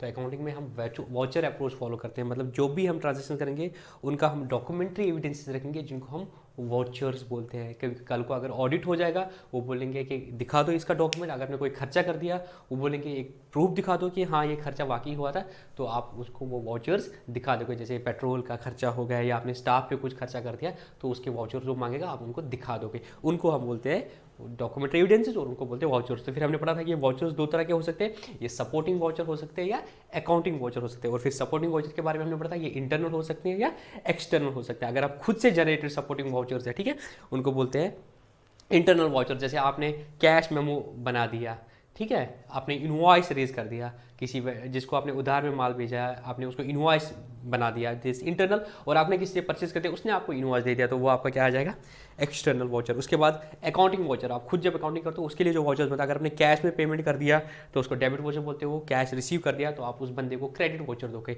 ठीक है, अकाउंटिंग एंट्री के लिए। और उसके बाद फिर आपके नॉन कैश वॉचर्स है, जैसे कुछ जर्नल एंट्रीज आपने करनी होती है, उनके पहले आप वॉचर्स बनाते हो। अगर वो नॉन कैश है, जैसे डेप्रिसिएशन या सारी चीज़ के लिए, तो आप एक वॉचर उसके लिए जेबी बनाते हो, उसको जर्नल वॉचर बोलते हैं, ठीक है। और फिर इनका डिटेल में पढ़ लेना, ये मैंने ऑलरेडी डिस्कस कर दिया था, ठीक है। इसमें ये देखो, एक्सटर्नल सपोर्टिंग वॉचर और इंटरनल सपोर्टिंग वॉचर में कैश में वो दोनों जगह हुआ था, रिसीवर वाला वो एक्सटर्नल में है, इंटरनल में वो टाइपो एरर हुआ है, डी पार्ट, तो उसको इग्नोर कर देना। अकाउंटिंग वॉचर मैंने आपको बोल दिया, ठीक है। जो अकाउंटिंग वॉचर्स हम on the base of supporting watchers भी बनाते हैं, और विदाउट सपोर्टिंग वॉचर्स भी अकाउंटिंग वॉचर्स बनाते हैं। जैसे कुछ चीज़ें जिसके लिए आपको सपोर्टिंग वॉचर नहीं है, ना इंटरनल एक्सटर्नल, उसके लिए आप एक अकाउंटिंग वॉचर बनाते हो। जैसे डेप्रिसिएशन या कुछ और एक्रूड एक्सपेंस के लिए आप जेवी बनाते हो, ठीक है, या जिनको ट्रांसफर वॉचर भी बोलते हैं, ठीक है। उसके बाद जर्नल के बाद रिकॉर्डिंग के बाद क्या था, अकाउंट्स आर्ट ऑफ रिकॉर्डिंग, वो हमने सीखा। जर्नल कैसे बनाते हैं, जर्नल का जो फॉर्म है वो भी हमने डिस्कस कर दिया, फॉर्मेट क्या है उसका वो भी डिस्कस कर दिया, क्या रूल्स है, ट्रेडिशनल मॉडर्न अप्रोच, वो सारा हमने डिस्कस कर दिया। उसके बाद हमारा आ गया जर्नल के बाद हम क्या करते हैं, लेजर।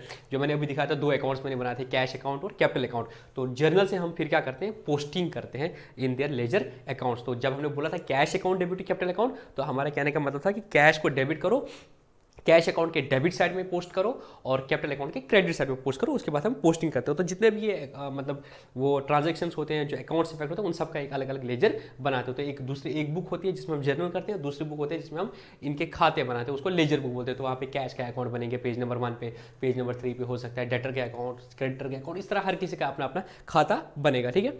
और लेजर का भी मैंने बोला था आपको 8 कॉलम्स होते हैं। लेफ्ट हैंड साइड में डेबिट के 4 कॉलम होते हैं और क्रेडिट के 4 कॉलम होते हैं, डेट, पर्टिकुलर्स, और उसके बाद जर्नल फोलियो, कहाँ से जर्नल में आ गया, और अमाउंट, ठीक है। फिर पोस्टिंग का मतलब क्या होता है? Posting means transferring the balance from the journal, from this journal से जो आप रिकॉर्डिंग कर जर्नल में की थी उसको आप ट्रांसफर करते हो किस में, लेजर में, उसको बोलते हैं पोस्ट करना, ठीक है। उसके बाद बैलेंसिंग आप लास्ट में फिर क्या करते हो, उस लेजर अकाउंट को आपको बैलेंस करते हो। फिर आप, मैंने आपको ऑलरेडी डिटेल लेक्चर में ये चीज़ें बोल दी है। यहाँ पे जैसे कैश अकाउंट है, उसमें जब आप टोटल करते हो, यहाँ पे डेबिट्स हो गए 30, 40, 50, इस तरह से यहाँ पे पेमेंट्स हो गए 10, 20, फिर जाके लास्ट में आप क्या करते हो, टोटल करते हो। हम बोलते हैं 30 और 40 कितने हो गए, 70, 70 और 50 कितने हो गए, 120, 120 जब हो गए, यहाँ पे हो गया 10 और 20 कितना हो गया, 30, बट ये 120 आना चाहिए। तो हम बोलते हैं बैलेंस है, बैलेंस कैरी डाउन है हमारा, बाय बैलेंस कैरी डाउन 90, इसको बोलते हैं हम balancing of A ledger account. तो लास्ट में हम लेजर अकाउंट को क्या करते हैं, बैलेंस करते हैं। डेबिट और क्रेडिट जो है उनको हम टोटल करते हैं, उसके बाद जो बड़ा साइड है वहाँ का डिफरेंस जो आएगा छोटे साइड में वो डाल देते हैं। अब ये बड़ा साइड है 120, ये कितना आया था 30, 120 माइनस 30 कितना हुआ 90, इट मीन्स डेबिट कैश हुआ था 120 और क्रेडिट हुआ था 30, इट मीन्स इसका कैश का बैलेंस कितना है 90। कैसे, पहले तुम्हारे पास कैश आया 30, फिर 40 आया तुमने डेबिट किया, फिर 50 आया डेबिट किया, कितना आया तुम्हारे पास टोटल 120, इसमें से 10 रुपये तुमने किसी को दे दिया, 20 रुपये किसी को दे दिया, कितना आना चाहिए 90। तो इस तरह से हम बैलेंसिंग ऑफ द अकाउंट में यहाँ पे 90 आ गया, तो हमें पता चलता है कि इसका बैलेंस कितना है 90, और जिस तरह से छोटा होता है उस तरफ से डाल देते हैं और फिर जाके अगले मंथ में इसको इधर ट्रांसफर करते हैं to balance brought down, to balance brought down कितना 90, ठीक है। लास्ट अगले मंथ में इधर बैलेंसिंग करती, फिर अगले मंथ में नीचे आता है, इट मीन्स कैश का बैलेंस है डेबिट बैलेंस 90 रुपीज़, ठीक है। ये बैलेंसिंग ऑफ द लेजर। उसके बाद क्या होता है, ट्रायल बैलेंस बनता है। बट इससे पीछे मैंने एक चीज़ था, जब मैंने बोला था कि हम जर्नल में एंट्री करते हो कि हर ट्रांजेक्शन की जर्नल में एंट्री करते हैं, द आंसर इज नो, क्योंकि हमने बोला था पहले हम क्या करेंगे जर्नल बनाएंगे, हर ट्रांजेक्शन का जर्नल बनाएंगे, उसके बाद लेजर बनाएंगे। तो ये टाइम कंज्यूमिंग प्रोसेस, दिन में पता नहीं कितनी ट्रांजेक्शन हो, तो टाइम को हम बचाने के लिए हम क्या करते हैं, हम सब्सिडरी बुक्स का फायदा लेते हैं। हम क्या करते हैं, सब्सिडरी बुक्स का फायदा लेते हैं ताकि हमारा टाइम बच जाए और हमारी अकाउंटिंग करनी आसान हो जाए। क्योंकि जब आप देखते हो बहुत सारी ट्रांजैक्शन जो होते हैं रिपीटेड नेचर की होती है, जैसे आपने देखा कि at least 50% of the transactions cash में ही होती है, 50% ऑफ द ट्रांजैक्शंस जो होती है कैश में होती है। तो हर बार हम क्या करेंगे, cash account debit to sales, cash account debit to purchase account debit to cash, ये सारा यूज करते रहेंगे। हम देखते हैं कैश में ट्रांजैक्शन होगी, कैश अकाउंट डेबिट कैपिटल होगी, कैश आ गया, फिर कैपिटल आ गई, फिर दूसरी होगी गुड्स परचेज कर दिए कैश में, तो कैश आ गया, ठीक है, और परचेज आ गया, फिर जाके क्या किया, सेल्स कर दी, तो कैश इन्वॉल्व हो गया, सेल्स इन्वॉल्व हो गई, फिर जाके अगेन परचेज कर दी क्रेडिट में, तो परचेज आ गई, क्रेडिटर आ गया, फिर सेल्स कर दी उधार में, सेल्स आ गई, डेटर आ गया। तो यहाँ पे हम देखते हैं कि purchase, sale, cash, cash, purchase, sale, ये ट्रांजैक्शंस बहुत ज़्यादा होती है। तो हम क्या करते हैं, इनके लिए क्या करते हैं, अलग से सब्सिडरी बुक्स बनाते हैं। तो हम क्या करते हैं, सबसे पहले जितनी भी ट्रांजैक्शन हो जाएंगे उनको डायरेक्टली कैश बुक बनाते हैं। क्या बनाते हैं, कैश बुक बनाते हैं।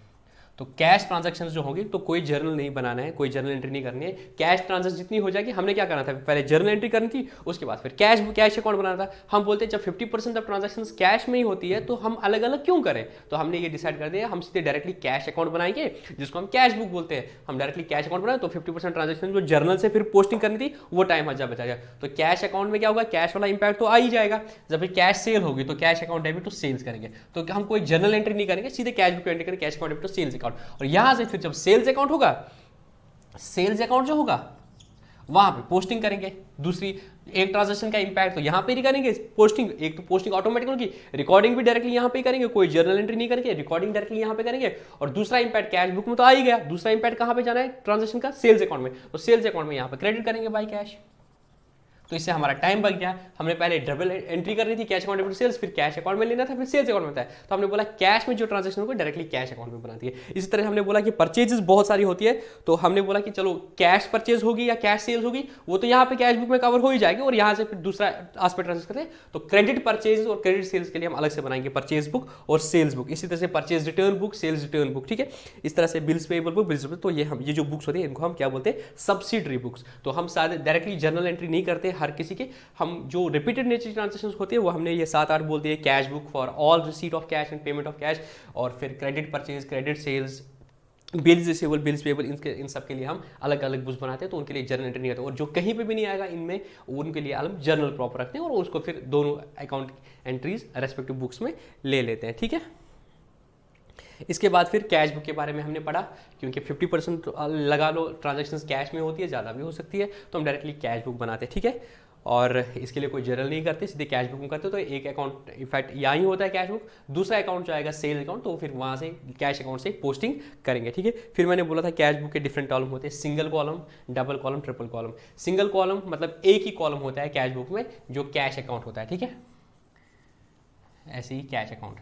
फिर इसमें आता है डबल कॉलम और ट्रिपल कॉलम। यहाँ पे थोड़ा सा कंफ्यूजन है, ट्रिपल कॉलम में कोई कंफ्यूजन नहीं है ना, सिंगल में, सिंगल मीन्स कैश, ट्रिपल में होता है कैश, और यहाँ पे आएगा बैंक, और यहाँ पे आएगा डिस्काउंट। तो ट्रिपल में भी कोई कंफ्यूजन नहीं है। तो सिंगल में क्या आएगा, सिर्फ कैश अकाउंट आएगा। तो अगर देखा जाए तो ट्रिपल में 3 अकाउंट्स हम बनाते हैं, हम कैश अकाउंट भी बना रहे हैं, बैंक अकाउंट भी बना रहे हैं, और डिस्काउंट अकाउंट भी बना रहे हैं। इसमें भी दिक्कत है, प्रॉब्लम आ रही है डबल कॉलम में। देखो डबल कॉलम में मतलब क्या है, कैश अकाउंट है जिसमें 2 कॉलम है, इसमें 2 कॉलम है। अब ये डिबेटेबल है, किसी किसी जगह में क्या होता है, अगर उसने कैश और बैंक बनाया है, अगर खाली कैश और बैंक बनाया है तो उसको भी डबल बोलेंगे, अगर उसने कैश और डिस्काउंट बोला है उसको भी डबल बोलेंगे। तो कैश और डिस्काउंट भी डबल हो सकता है, कैश और बैंक भी डबल हो सकता है। तो ये देखना है, पता नहीं एग्जाम में ये क्वेश्चन आएगा नहीं आएगा, objective type, but most likely लगता है आना चाहिए। तो यहाँ पे आपको थोड़ा देखना पड़ेगा, कैश और बैंक भी डबल कॉलम हो सकता है, कैश और डिस्काउंट भी डबल कॉलम है, कोई फर्क नहीं पड़ता। क्रक्स ये निकलता है, कैश बुक में या तो सिंगल हो सकता है, तो एक ही अकाउंट होगा कैश, या तो डबल हो सकता है। अब डबल में या तो कैश और बैंक होगा या कैश और डिस्काउंट होगा, और ट्रिपल में कैश, बैंक, डिस्काउंट तीनों हो सकते हैं, ठीक है। तो कभी कभी किसी बुक में बोलता है कैश और डिस्काउंट डबल होता है, और ट्रिपल में कैश, डिस्काउंट और बैंक होता है। किसी किसी बुक में कैश और बैंक डबल होता है, और ट्रिपल में कैश, बैंक और डिस्काउंट होता है। तो ये डिबेटेबल क्वेश्चन है, इसमें कोई घबराने की बात नहीं है। और चौथा टाइप ऑफ कैश बुक होता है पेटी कैश बुक, क्योंकि बिजनेस में छोटे छोटे खर्चे बहुत सारे होते हैं, इंप्रेस जिनको हम बोलते हैं, स्मॉल जैसे नोटराइज करा दिया, या स्मॉल एक्सपेंसेस हो गए, पेन, स्टेशनरी, ये सब लाना है। तो इसके लिए क्या मेन कैश बुक में डालोगे, जहाँ पे लाखों की सेल पड़ी हुई है वहाँ पे आपको 50 रुपये का खर्चा डालोगे, ये सारी चीज़ें नहीं। तो हमारे पास एक Impress system of cash book होता है, डिफरेंट डिपार्टमेंट्स में बहुत सारे खर्च होते हैं, तो उनको पैसा दे देते हैं। तो उनको जैसे वहाँ पर बंदा नॉमिनेट किया, उसको दे दिया 2000 रुपया, बोलते हैं चल तू इसे खर्चा कर दे, जब तेरा खत्म होगा तो मेन कैशियर उसको 2000 देगा, और वो वहाँ पे वो सारे खर्चे करता है उस पेटी कैश बुक से, और वहाँ से फिर टोटल करके जो उसका खर्चे हुआ, पोस्टेज का इतना खर्चा हुआ, स्टेशनरी खर्चा, वहाँ जाके फिर स्टेशनरी अकाउंट में डाल देते हैं। अलबत्ता वो छोटे छोटी चीज़ों का करके कैश बुक में डाल के कैश बुक का वो मकसद ही मतलब पिट जाता है, क्योंकि वो कैशियर पर बना तो मच वसन है। तो वो चीज़ हम नहीं करते, तो अलग से एक पेटी कैश बुक बनाते हैं, इसमें छोटे छोटे खर्चे रख लेते हैं, ठीक है। तो ये भी मैंने अपनी बुक में कवर कर दिया, ये कर लेना। उसके बाद हम ट्रायल बैलेंस बनाते हैं। जब मैंने सारे लेजर अकाउंट्स बना दिए, चाहे मैं पहले सब्सिडरी बुक बना दूँ, उसके बाद उनका दूसरा इम्पैक्ट जो दूसरे अकाउंट्स में वो कर दूँ, या जर्नल एंट्रीज करके फिर कैश मतलब रेस्पेक्टिव अकाउंट्स में लूँगा, लास्ट में क्या होगा, हर अकाउंट को मैं बैलेंस करूँगा। जैसे मैंने अभी कैश अकाउंट किया तो वहाँ पे 90 रुपीज़ आया, सेल्स कर दिया, वहाँ पे कुछ सेल्स का अमाउंट आया, इसी तरह से इन सारे लेजर अकाउंट जो है डिफरेंट पेज पे, इनका मैं टोटल करता हूँ, बैलेंसिंग कर लेता हूँ। तो मुझे कैश का कुछ बैलेंस आता है, परचेज का कुछ बैलेंस आता है, सेल्स का कुछ बैलेंस आता है, इन सबको मैं क्या करता हूँ, समराइज करता हूँ। और समराइज में इनको कहाँ पे करता हूँ, ट्रायल बैलेंस में करते हैं। हम क्या करते हैं, ट्रायल बैलेंस में। ट्रायल बैलेंस में सबसे इंपॉर्टेंट चीज़ है स्टेटमेंट है। क्या है ये, कोई अकाउंट नहीं है, ये स्टेटमेंट है। दूसरी चीज़, इससे हम क्या करते हैं, अर्थमेटिकल एक्यूरेसी चेक कर लेते हैं। अगर हमारे total of debits, total of credits बराबर होंगे, हम बोलते हैं अर्थमेटिकली हमारी अकाउंटिंग ठीक हुई है, क्योंकि किसी ट्रांजैक्शन का डेबिट बैलेंस होता है, किसी ट्रांजैक्शन का क्रेडिट बैलेंस होता है। सॉरी, किसी ट्रांजैक्शन की वजह से कोई अकाउंट डेबिट होता है, कोई क्रेडिट होता है। तो ऑल द इफेक्ट्स में क्या होगा, जितने डेबिट्स होंगे उतने क्रेडिट होते हैं। तो हम ट्रायल बैलेंस बनाते हैं, ये पर्टिकुलर रहा, ये डेबिट, ये क्रेडिट।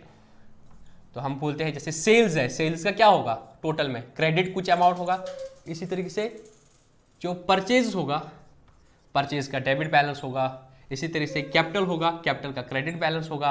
डेटर होगा, डेटर का डेबिट बैलेंस होगा, स्टॉक का डेबिट बैलेंस होगा, इन सब को इनका जो टोटल समरी बैलेंस होगा वो हम डाल देते हैं और लास्ट में जब हम देखते हैं जितने नंबर ऑफ डेबिट्स है वो बराबर होते हैं नंबर ऑफ क्रेडिट्स। अगर ऐसा हुआ तो हम बोलते हैं कि हमारी अकाउंटिंग एटलीस्ट अर्थमेटिकली करेक्ट हो चुकी है। ठीक है, ट्रायल बैलेंस में फिर डिफरेंट मेथड है। ये मैंने बैलेंस मेथड बोला कि मतलब जो बैलेंसेस ऑफ द अकाउंट्स है, सिर्फ बैलेंस, कैश का बैलेंस 90 था, कैपिटल का टोटल बैलेंस कितना था, सिर्फ जो उसका बैलेंस बचा था पोस्टिंग करके जो बैलेंसिंग ऑफ द लेजर करते थे उसका बैलेंस कितना है वो बोले। किसी का होता है टोटल ऑफ द डेबिट्स कितने उस अकाउंट में, टोटल ऑफ द क्रेडिट्स कितने। तीसरा method total of debits and credits और टोटल एंड बैलेंस मेथड, वो दो हम फॉलो नहीं करते, ना टोटल मेथड फॉलो करते ना total and balance method follow करते, हम नॉर्मली बैलेंस मेथड फॉलो करते हैं। तो हर अकाउंट का एक आपका लेजर है, लेजर में हर अकाउंट है, कैश है, क्रेडिटर है, डेटर है, तो हम हर किसी का बोलते हैं कि समरी में एक पेज पे लिखिए कि कैश कितना है टोटल अभी हमारे पास, क्रेडिटर कितना है वो डालते हैं एक स्टेटमेंट पे, डेबिट वाले डेबिट साइड में, क्रेडिट जिनका क्रेडिट बोला क्रेडिट साइड में, तो अल्टीमेटली फिर जितने डेबिट्स होंगे उतने क्रेडिट्स होंगे।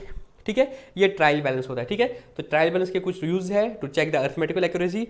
तो और दूसरी चीज़ है इसी के बेस पे फिर हम फाइनेंशियल स्टेटमेंट बताएं, तो हमें सारे लेजर अकाउंट्स को समराइज कर दे एक जगह। यहाँ पे हम बोलते हैं जो नॉमिनल नेचर के फिर है वो जाएंगे कहाँ पे, प्रॉफिट एंड लॉस में, फिर उनको प्रॉफिट एंड लॉस में लेते हैं। और जो बैलेंस शीट आइटम्स होते हैं चाहे रियल है या पर्सनल वो जाते हैं फिर बैलेंस शीट में। ठीक है, और तीसरा चीज़ है समराइज लेजर भी बोलते हैं। लेजर्स का अब देखो कैश अकाउंट पता नहीं कितने पेज पे चलेगा, लास्ट में क्रक्स निकल गया था कि नंबर ऑफ टोटल कैश कितना बचा है हमारे पास, वो समराइज लेजर में इन the form of trial balance हमारे पास आएगा। ठीक है, preparation of trial balance, total method, balance method, total income balance method, वो मैंने ऑलरेडी बोल दिया डिटेल लेक्चर में। उसके बाद हमने ये चीज़ हो गया art of recording in the journal, classifying in the ledger and summarising in the trial balance, वो हो गया। अब फिर जाके हम क्या करते हैं, फाइनेंशियल स्टेटमेंट्स बनाते हैं, जो हमारा पहला अकाउंटिंग का ऑब्जेक्टिव था कि हमने क्या करना है, we had to arrive to know the, we had to get the financial position and the financial performance of the business. तो वो हम क्या करते हैं, जब हम ट्रायल बैलेंस बनाते हैं उसके बाद हम क्या करते हैं, हम बनाते हैं प्रॉफिट एंड लॉस अकाउंट और बैलेंस शीट। ट्रेडिंग, इसमें ट्रेडिंग अकाउंट भी बनता है और प्रॉफिट एंड लॉस अकाउंट भी। ठीक है, इनको बोलते हैं फाइनेंशियल स्टेटमेंट्स। तो फाइनेंशियल स्टेटमेंट में आपको क्या आएगा, कुछ इनकम स्टेटमेंट, उनको बोलते हैं इनकम स्टेटमेंट और पोजीशन स्टेटमेंट। इनकम स्टेटमेंट सबसे पहले हम ट्रेडिंग अकाउंट बनाते हैं जिससे हमें ग्रॉस प्रॉफिट निकलता है, और उसके बाद हम क्या करते हैं, प्रॉफिट लॉस अकाउंट बनाते हैं जिससे हमें नेट प्रॉफिट या नेट लॉस निकलता है, और फिर बैलेंस स्टेटमेंट से, बैलेंस शीट से हमें प्रॉफिट, ये position of assets and liabilities बन जाता है। ठीक है, प्रिपरेशन ऑफ फाइनल अकाउंट्स में कोई बड़ी बात नहीं है, वो मैंने आपको बोल दिया है। सबसे पहले ही हम जब एक्सपेंडिचर करते हैं वो कैपिटल और रेवेन्यू में फ़र्क कर लेते हैं। उसके बाद मैचिंग कंसेप्ट का आपने जहन में रखना है, पर्सनल और बिजनेस का जो खर्चा है वो फर्क पड़ता है। अगर उसने गुड्स ले लिए बिजनेस से, वो उसके पर्सनल है तो वो ड्राइंग मानी जाएगी, वो बिजनेस का खर्चा नहीं माना जाएगा। जब आपने परचेज कर दिए थे तो आपने परचेज को डेबिट किया था, आज वो अगर अपने गुड्स यहाँ से निकाल रहा है तो आप बोलोगे कि परचेजेस कम होगी क्योंकि वो ड्राइंग मानी जाएगी, तो आप एंट्री करोगे drawings account debit to purchase account. उसके और ये ख्याल रखना है मैचिंग कंसेप्ट से इसी पीरियड के खर्चे, इसी पीरियड के रेवेन्यू लेने हैं ट्रेडिंग अकाउंट और प्रॉफिट एंड लॉस बनाने में। ठीक है, उसके बाद इंटर रिलेशनशिप भी टू स्टेटमेंट्स, वो भी आपको मैंने बता दिया है। ठीक है, जैसे ये नॉर्मल खर्चे जो अभी तक हो ही गए थे ट्रायल बैलेंस तक, वो तो सारे हो ही गए। उसके बाद आपको ख्याल क्या रखना है कि एक्रूअल कंसेप्ट से कुछ ऐसी चीज़ें तो नहीं है जिनकी अभी तक अकाउंटिंग एंट्री नहीं हुए, तो उनको एडजस्टिंग एंट्रीज बोलते हैं। जैसे सारी अकाउंटिंग एंट्रीज अभी तक कर दी, फिर देखा यार इस मंथ की सैलरी तो अभी डाली ही नहीं, तो salary account debit to salary payable account, क्योंकि वो अभी पे नहीं किया था। Rent account debit to rent payable account, wage account debit to wage outstanding account. इस तरह से कोई इनकम है बैंक में, कोई इंटरेस्ट बेस्ड इनकम है, वो अभी तक मिली नहीं है बट एक्रू हुई है, तो इनकम को आपको बुक करना पड़ेगा। ठीक है, मैचिंग कंसेप्ट मैंने आपको बोल दिया है ऑलरेडी। उसके बाद फिर ट्रेडिंग अकाउंट बनाते हैं। ट्रेडिंग अकाउंट से हमें क्या पता चलता है, ग्रॉस प्रॉफिट या ग्रॉस लॉस, मतलब जिन गुड्स में तुम डील करते हो वहां पे बेसिकली तुमने क्या करते हैं, तुमने सेल्स की होगी, उसमें से लेस करते हैं कॉस्ट ऑफ गुड्स सोल्ड। जो गुड्स आपने भेजे उनकी कॉस्ट कितनी थी, तो आपको निकलता है कि आप में ग्रॉस प्रॉफिट हुआ है कि ग्रॉस लॉस, मतलब जो मेन आपका ऑपरेशन है वहां से आपको फायदा हुआ है नुकसान हुआ है, कितना हुआ है वो आपको पता चल जाता है। तो उसके लिए फॉर्मूला क्या है, sales minus cost of goods sold. Detail lecture में ऑलरेडी ये दिखा दिया है मैंने मैथमेटिकली डिराइव करके कैसे वो निकल जाता है, बट हमारा जो फॉर्मेट होता है उसमें हम बोलते हैं ओपनिंग स्टॉक, फिर परचेजेस, फिर डायरेक्ट एक्सपेंसेस, और यहाँ से सेल्स और क्लोजिंग स्टॉक। यहाँ पे बाय ग्रॉस लॉस है, यहाँ पे टू ग्रॉस प्रॉफिट है, मतलब या तो प्रॉफिट होता है या लॉस होता है, तभी वो दोनों चीजें नहीं होती आ जाएगा, या तो ग्रॉस प्रॉफिट होगा या लॉस होगा। अगर ये दो जो बड़े होंगे तो ग्रॉस प्रॉफिट होगा, ये दो बड़े होंगे तो लॉस होगा। ठीक है, opening stock, purchase, close stock वो मैंने दिखाता है मैथमेटिकली कैसे ये बन जाता है।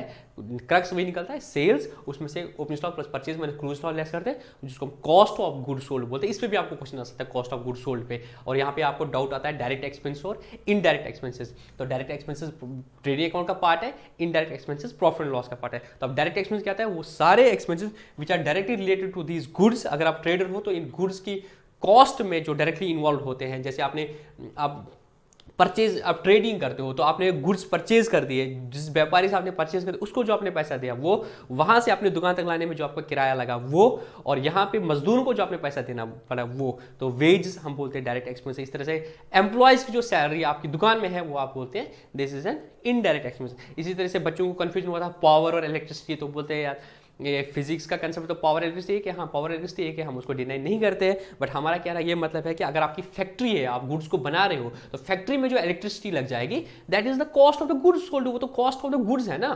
जो गुड्स बनाने में वो कॉस्ट लगेगी, वो इलेक्ट्रिसिटी जो वहां पे लगेगी that will become the cost of the goods. जो वहां पे जो मशीनरी है उनकी डेप्रिसिएशन भी will be attributed to those goods. वहां पे जो मजदूर है उनकी कॉस्ट भी, वहां पे जो सुपरवाइजर है फैक्ट्री में उसकी भी, उस फैक्ट्री का रेंट भी, वो सारी चीजें are attributed to those goods. तो वो बन जाएगी आपकी डायरेक्ट एक्सपेंसेस। और जो बाकी अदर देन दिस गुड्स, जिनका डायरेक्ट गुड्स के साथ डायरेक्टली लिंक नहीं है, बिजनेस के साथ है, वो आपका और या उस पीरियड के साथ है बट गुड्स के साथ डायरेक्टली लिंक नहीं है, जैसे आपका एडमिनिस्ट्रेटिव ऑफिस है, वहां पे आपकी इलेक्ट्रिसिटी है, एडमिनिस्ट्रेटिव स्टाफ की सैलरी है, बिल्डिंग, उस बिल्डिंग का रेंट है अदर देन द फैक्ट्री, तो वो आपका सारा क्या आ जाएगा, इनडायरेक्ट एक्सपेंसेस। तो यहाँ पे डायरेक्ट एक्सपेंसेस करके आपको कॉस्ट ऑफ गुड्स सोल्ड के निकाल के फिर ग्रॉस प्रॉफिट आएगा, उसको फिर आप प्रॉफिट लॉस में लेते हैं, फिर आपकी कोई इनडायरेक्ट इनकम हो सकती है, आपकी एफडीज हो सकती है, वहां से आपको इंटरेस्ट मिलेगा, आपके पास कोई और नेचर की इन्वेस्टमेंट होती है वहां से इनकम आएगी, या आपको डिस्काउंट मिला होगा वो आएगा, और उसमें से आप बाकी इनडायरेक्ट एक्सपेंसेस जितने भी है, सैलरीज या बाकी चीजें वो लेस करते हो, और आपका फिर नेट प्रॉफिट आता है। और वो नेट प्रॉफिट फिर आप क्या करते हो, जब बैलेंस शीट बनाते हो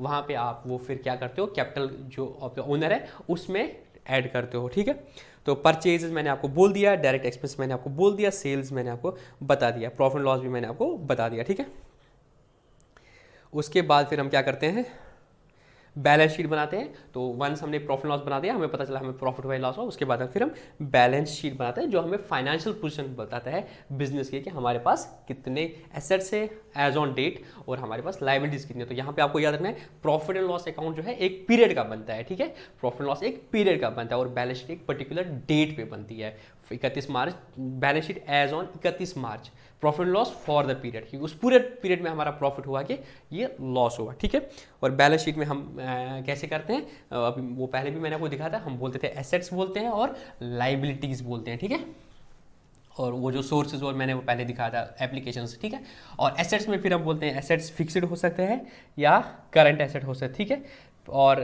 टेंजिबल फिक्स्ड एसेट्स या तो टेंजिबल हो सकते हैं या इनटेंजिबल हो सकते हैं, और करंट में फिर आपका स्टॉक वो सारा रहता है, और फिर फिक्टिशियस एसेट होते हैं जो नॉर्मली एसेट्स नहीं होते हैं, जिसमें आपका डेफर्ड रेवेन्यू एक्सपेंडिचर है। ठीक है, रेवेन्यू एक्सपेंडिचर मतलब ठीक है वो बता दिया था कि कैपिटल एक्सपेंडिचर से एक एसेट वजूद में आता है, बट कुछ खर्चे कब करते हो जो रेवेन्यू नेचर के हैं, बट वो इतने बड़े होते हैं और उनका फायदा आपको लगता है 1 साल से ज़्यादा होता है, उनको हम डेफर्ड रेवेन्यू एक्सपेंडिचर, जैसे आपके एडवर्टीजमेंट एक्सपेंडिचर मैंने तब भी बोला था, अगर आपने विराट कोहली को हायर कर दिया, आप उसको 2 करोड़ दे दो और आपको लगता है इसका फायदा हमें 2 साल तक मिलेगा इसकी एडवर्टाइजमेंट का, तो आप इसको इस साल में 1 करोड़ लोगे और अगले साल के लिए 1 करोड़ लोगे पीएनएल में मैचिंग कंसेप्ट से। तो 1 साल तो आप इस साल लोगे और 1 लाख रुपया जो आप पीएनएल में नहीं लोगे वो क्या दिखाओगे आप, डेफर्ड रेवेन्यू एक्सपेंडिचर।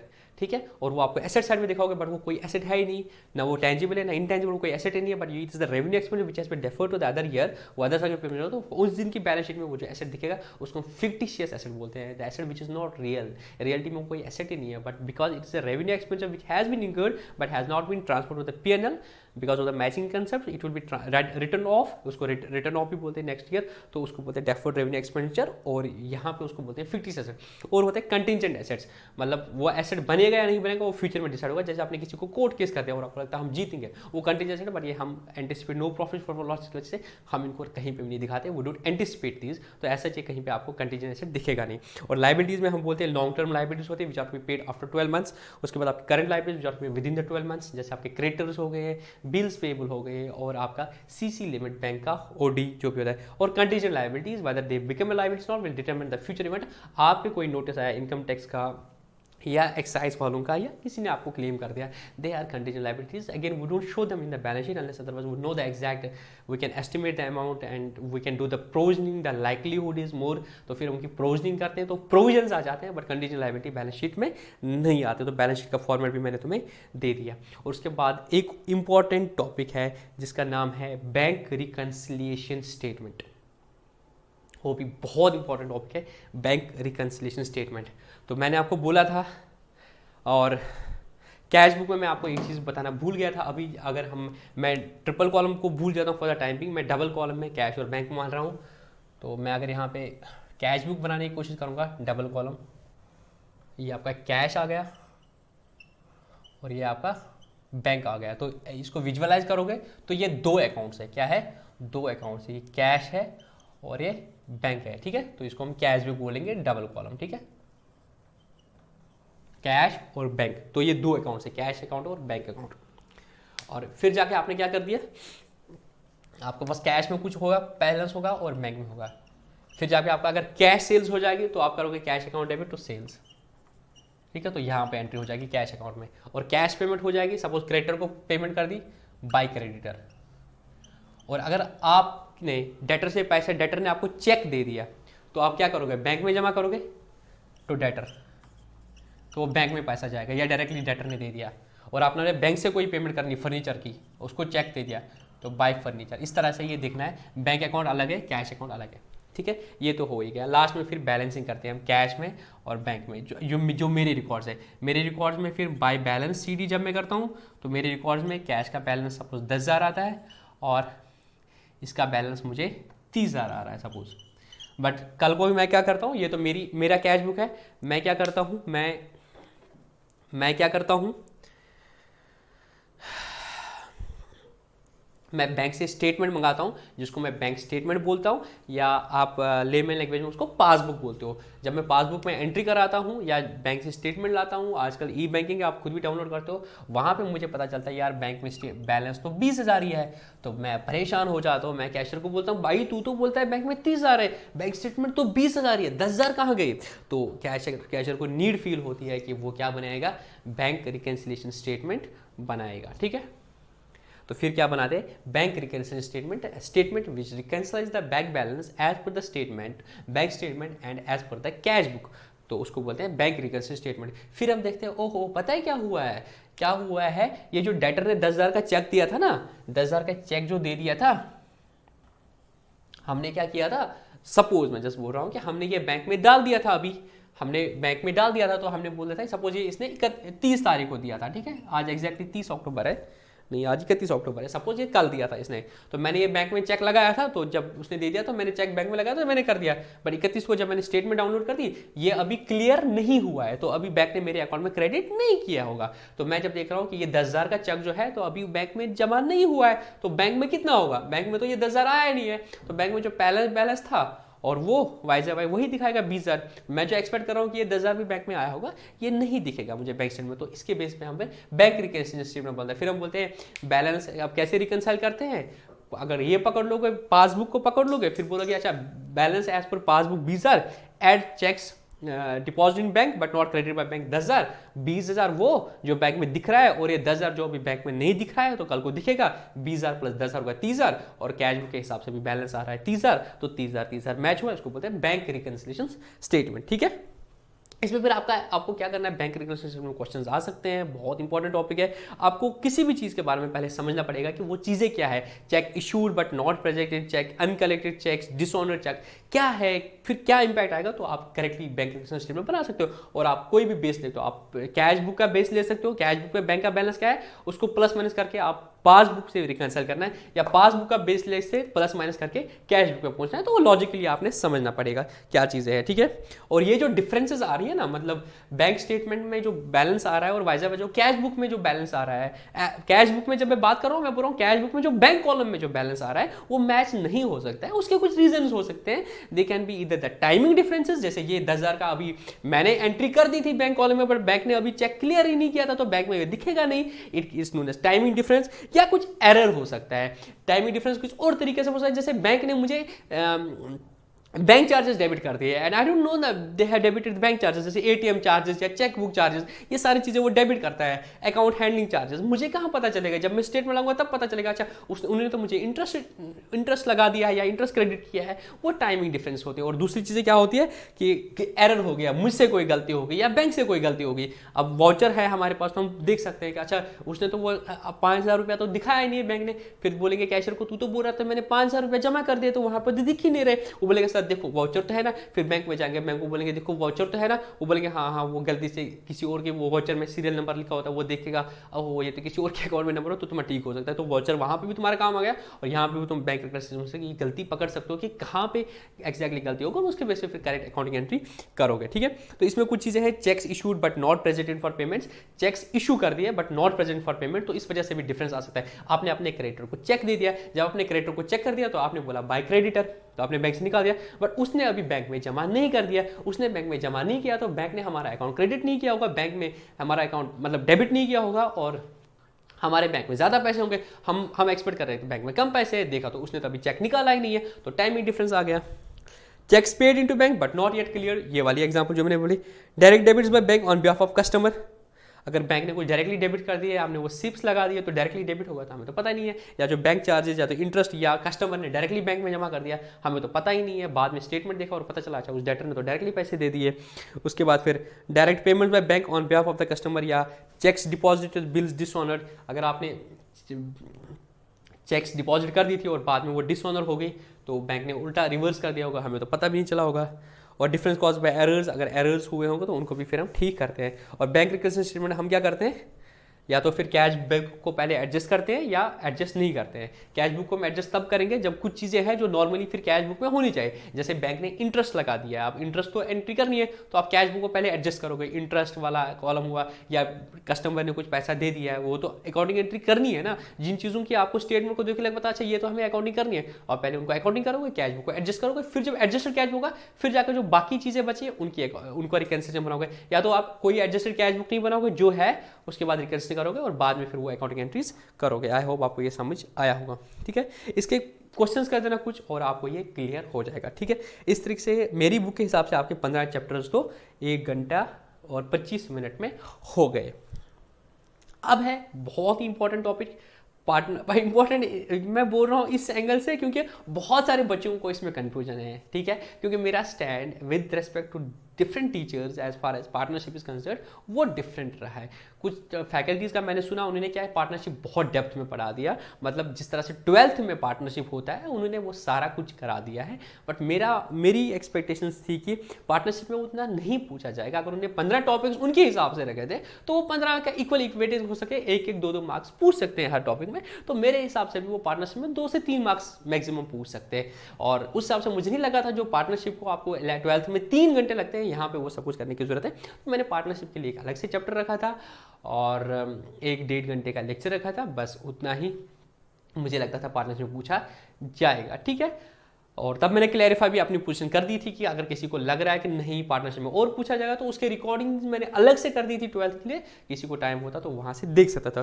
तो पार्टनरशिप के बारे में सबसे पहले याद रखना है, एक एक्ट है पार्टनरशिप एक्ट 1932 जो गवर्न करता है पार्टनरशिप में। कल को डिस्प्यूट हो जाएगा पार्टनर्स को तो कहाँ जाएंगे, कोर्ट में जाएंगे, कोर्ट का जज फैसला देगा as per the partnership act. तो वहाँ पर मैंने बोला पार्टनरशिप का डेफिनेशन बोलता है कि एटलीस्ट 2 या 2 से ज़्यादा बंदे हैं, मैक्सिमम कितने हो सकता है, अभी तक सेंट्रल गवर्नमेंट लिमिट रखी है 50 की, कल को वो कंपनीज एक्ट बोल रहा है मैक्सिमम 100 हो सकते हैं, 100 से ज़्यादा बंदे नहीं कर सकते। ठीक है, तो उनको कंपनी ही बनानी पड़ेगी। बट और सेंट्रल गवर्नमेंट ने लिमिट 50 रखी है क्योंकि उन्होंने सेंट्रल गवर्नमेंट को पावर दी है एक्ट ने, तो 50, तो पार्टनरशिप में 2 से 50 के बंदे भी जो 50 हो सकते हैं बंदे हो सकते हैं जिनने आपस में एग्रीमेंट किया है to share the profits of the business, मतलब वो बिजनेस कर रहे हैं। और म्यूचुअल एजेंसी का कंसेप्ट है पार्टनरशिप में कि हम प्रिंसिपल भी है और एजेंट भी है एक दूसरे के, और हम क्या कर रहे हैं, sharing of profits which includes sharing of losses also. और लाइबिलिटी ऑफ द पार्टनर्स जो है वो अनलिमिटेड है और जॉइंट एंड सिवियर है। अगर हम 3 पार्टनर है, कोई हमें भी मुझे भी पे करना पड़ेगा, मेरे पार्टनर को भी पे करना पड़ेगा। पार्टनरशिप में म्यूचुअल एजेंसी का कंसेप्ट है मतलब कि मैं जब डील करूंगा तो मैं on behalf of my self भी कर रहा हूँ और on behalf of my other partners भी करता हूँ पार्टनरशिप में। मैं मेरा दूसरा पार्टनर कल को नहीं बोल सकता ये तो लतीफ़ ने परचेज किया था, मैंने तो नहीं किया था। नहीं, ये पार्टनरशिप के जब परचेज हुआ था तो तीनों पार्टनर्स है और तीनों की लाइबिलिटी जॉइंट भी है और सीवियरली भी है, वी हैव टू पे, और the liability in the partnership is unlimited. क्यों जाते हैं पार्टनरशिप में? आपको फंड्स की रिक्वायरमेंट है तो आप अपने आप से किसी को शराकत में लेते हो, या आपको किसी की एक्सपर्टीज चाहिए जो आप खुद से नहीं कर सकते। तो वहाँ आख आ गई का, एक और एक 11 होते हैं, ना कि 2 होते हैं, ठीक है। You go for the partnership. और फिर क्या करते हैं जब पार्टनर्स एग्रीमेंट करते हैं तो ये अगर ये राइटिंग में होगा उसको पार्टनरशिप डीड बोलते हैं, जिसमें सारा चीज़ें बोलते हैं कि हमारा नाम क्या रहेगा, बिजनेस का हम क्या काम करेंगे, कौन कौन से पार्टनर रहेंगे, शेयर क्या रहेगा, कैपिटल कितनी देनी है, इंटरेस्ट ऑन कैपिटल मिलेगा नहीं मिलेगा, इंटरेस्ट ऑन लेना पड़ेगा नहीं लेना पड़ेगा, प्रॉफिट किस रेशियो में डिस्ट्रीब्यूट करेंगे, सैलरी मिलेगी नहीं मिलेगी, कमीशन मिलेगा नहीं मिलेगा, बैंक अकाउंट्स को कौन ऑथराइज करेगा, बैंक अकाउंट्स कौन हैंडल करेगा, नया पार्टनर आएगा क्या रूल्स हो गए, कल को गुडविल का वैल्यूएशन करना पड़ेगा क्या मेथड होगा, वो सारी चीज़ें वो पार्टनरशिप डीड में लिखते हैं। उसके बाद अगर कल को पार्टनरशिप डीड साइलेंट है और पार्टनर्स में डिस्प्यूट आ गया, तो अगर पार्टनरशिप डीड साइलेंट है तो हम देखेंगे एक्ट में क्या लिखा है, कुछ चीज़ों के बारे में है। तो वो 6 चीज़ें हैं, प्रॉफिट शेयरिंग रेशो के बारे में, इंटरेस्ट ऑन कैपिटल के बारे में, इंटरेस्ट ऑन ड्राइंग के बारे में, सैलरी के बारे में, कमीशन के बारे में और लोन के बारे में क्या होगा। तो क्रक्स उसका ये है, अगर पार्टनरशिप डीड साइलेंट है, इसमें क्वेश्चन आ सकता है, अगर पार्टनरशिप डीड साइलेंट है तो आपने 2 चीज़ें याद रखनी है कि जो प्रॉफिट और लॉस है वो डिस्ट्रीब्यूट किया जाएगा equally between the partners, irrespective of the capital, irrespective of the amount being spent by the partners, irrespective of the knowledge of the partners। अगर पार्टनरशिप डीड साइलेंट है तो इनके profits as per partnership act equally distribute होंगे। और दूसरी चीज, अगर किसी पार्टनर ने लोन दे दिया, लोन, तो उस पे उसको इंटरेस्ट मिलेगा 6% पर एनम, उसके बगैर कुछ भी नहीं मिलेगा।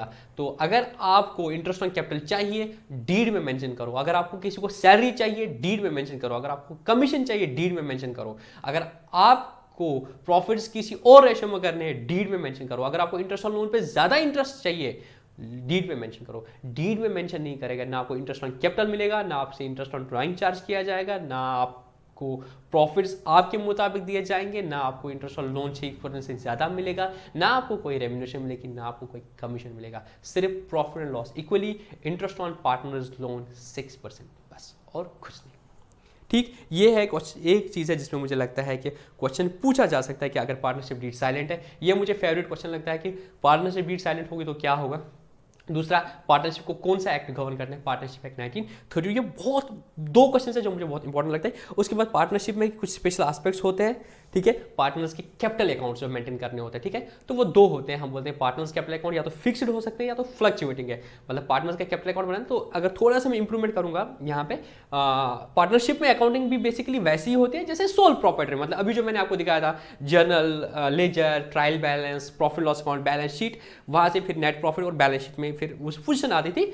पार्टनरशिप में भी ऐसा होगा, बट पार्टनरशिप में क्या होगा, प्रॉफिट लॉस अकाउंट बनाने के बाद एक और अकाउंट बनाता है, profit and loss appropriation account. तो पार्टनरशिप में एक अकाउंट और बनता है, प्रॉफिट लॉस एप्रोप्रिएशन अकाउंट, जिसमें हम क्या करते हैं, जो प्रॉफिट है उसको डिस्ट्रीब्यूट करते हैं among the partners as per the partnership deed. Suppose partnership deed में बोला है कि जो भी प्रॉफिट आएगा सबसे पहले हम सैलरी देंगे एक बंदे को, जो पार्टनर काम कर रहा है बिजनेस में। सपोज हम 2 पार्टनर है और मैं जॉब करता हूं, मैं तो नहीं जाता हूं ऑफिस, पार्टनरशिप, सपोज मैं पार्टनरशिप बिजनेस में नहीं जाता हूं, दूसरा बंदा जाता है, तो हमने डीड में लिखा था कि इसको क्योंकि आता है हर महीने इसको 3000 की सैलरी मिलेगी। तो जब हम प्रॉफिट्स को डिस्ट्रीब्यूट करेंगे, सबसे पहले हम क्या करेंगे, 36,000 रुपया उठा के उस दूसरे पार्टनर को देंगे, कमीशन देंगे, इंटरेस्ट ऑन कैपिटल देंगे, इंटरेस्ट ऑन ड्राइंग चार्ज करेंगे, वो हम उसके लिए profit and loss appropriation account बनाते हैं एज पर पार्टनरशिप डीड, ठीक है। और फिर जाके उनके कैपिटल अकाउंट बनाते हैं। तो एडिशनल स्टेज है यहाँ पे, प्रॉफिट एंड लॉस के बाद profit loss appropriation account, then partners capital accounts, वहां से उनका बैलेंस आएगा। फिर जाके बैलेंस शीट में, वहां पे क्या आता था, सोल प्रॉपर्टी में एक ही कैपिटल आती थी, सोल प्रॉपर्टी में क्या आता था, एक ही कैपिटल आती थी, तो उसमें ऐड प्रॉफिट करते थे, लेस ड्राइंग करते थे। और यहाँ पे 2 पार्टनर्स है, तो हम पहले कैपिटल अकाउंट बनाए, कैपिटल अकाउंट में टोटल बैलेंस निकलेगा, फिर बोलेंगे पार्टनर ए की कैपिटल बैलेंस, पार्टनर बी की कैपिटल अकाउंट। अब ये जो कैपिटल अकाउंट से 2 तरह से होते हैं, एक फिक्स्ड होते हैं, फ्लक्चुएटिंग है। फ्लक्चुएटिंग का मतलब क्या, एक ही पार्टनर का कैपिटल अकाउंट, पार्टनर का एक ही अकाउंट रहेगा, उसमें चाहे उसकी कैपिटल है वो भी, ड्राइंग है वो भी उसी में, सैलरी मिलेगा वो भी उसी में क्रेडिट हो जाएगा, प्रॉफिट शेयर वो भी उसी में मिलेगा, ठीक है। तो एक ही अकाउंट बनेगा। और जब 2 अकाउंट बनेंगे तो हम बोलेंगे कैपिटल जो ये पार्टनर देता है उसको अलग रखेंगे और जो बाकी है उसको अलग रखते हैं तो उसको करंट अकाउंट बोलते हैं। तो पार्टनर के दो अकाउंट, एक कैपिटल अकाउंट जिसमें सिर्फ कैपिटल के बारे में जो वो परमानेंटली कैपिटल लाता है वो, और अगर वो परमानेंटली कैपिटल निकालेगा वो उसका कैपिटल अकाउंट में रखेंगे, और करंट अकाउंट जिसमें ये रनिंग ट्रांजेक्शंस होती हैं। ड्रॉइंग्स भी हम बोलते हैं, ड्रॉइंग्स का डेफिनेशन है the amount withdrawn in लिeu of the profits, क्योंकि आप प्रॉफिट्स आएंगे या सैलरी मिलेगी उसमें जो ड्रॉइंग्स अपने घर के लिए निकालता है वो करंट अकाउंट में आ जाएंगे, ना कि वो कैपिटल से कम करेंगे, ठीक है। कैपिटल से परमानेंट विड्रॉल कम हो जाएगा। तो क्रक्स निकला, पार्टनर्स के कैपिटल अकाउंट दो तरह से होते हैं, फिक्स्ड और फ्लक्चुएटिंग। अगर fixed account, fixed capital account है तो दो अकाउंट बनेंगे, एक कैपिटल बनेगा और करंट बनेंगे, और अगर फ्लक्चुएटिंग है तो एक ही अकाउंट बनेगा, ठीक है। इस पे भी क्वेश्चन आपके आ सकते हैं, मैंने एक टेबुलर फॉर्म में भी आपको रखा है। उसके बाद profit and loss appropriation account बनाते हैं। इंटरेस्ट ऑन कैपिटल का फॉर्मूला बहुत सिंपल है, अगर आप इंटरेस्ट ऑन कैपिटल देना है तो principal into rate into time, जितने टाइम के लिए उसका पैसा रहा इंटू रेट इंटू टाइम। तो most of the students are non medical back, मतलब नॉन कॉमर्स बैकग्राउंड, वो भी अच्छे से कर सकते हैं, और कॉमर्स बैकग्राउंड का हो तो आपको क्वेश्चन कर सकते हो। अगर आपको आएगा इंटरेस्ट का principal into rate into time, तो टाइम का ख्याल रखना, जितने टाइम के लिए पैसा रहा उतने टाइम के लिए इंटरेस्ट मिलेगा। अगर मिडिल ऑफ द ईयर में दिया है तो आपको प्रोपोर्शनल इंटरेस्ट देना पड़ेगा 6 मंथ का सिंपल इंटरेस्ट का फॉर्मूला लगा के। और इंटरेस्ट ऑन ड्राइंग्स, अगर ड्राइंग्स चार्ज कर दिया तो जितने टाइम के लिए उसका पैसा निकला उतने टाइम के लिए इंटरेस्ट लगेगा, उसमें एवरेज टाइम वाला फंडा आ जाएगा। मैंने ज़्यादा टाइम इस पर नहीं लगा दिया क्योंकि मुझे नहीं लगता इस पर क्वेश्चन पूछा जाएगा। अगर आएगा भी उसने ड्राइंग निकालते तो लॉजिकली सोचना एवरेज टाइम कैसे निकालोगे,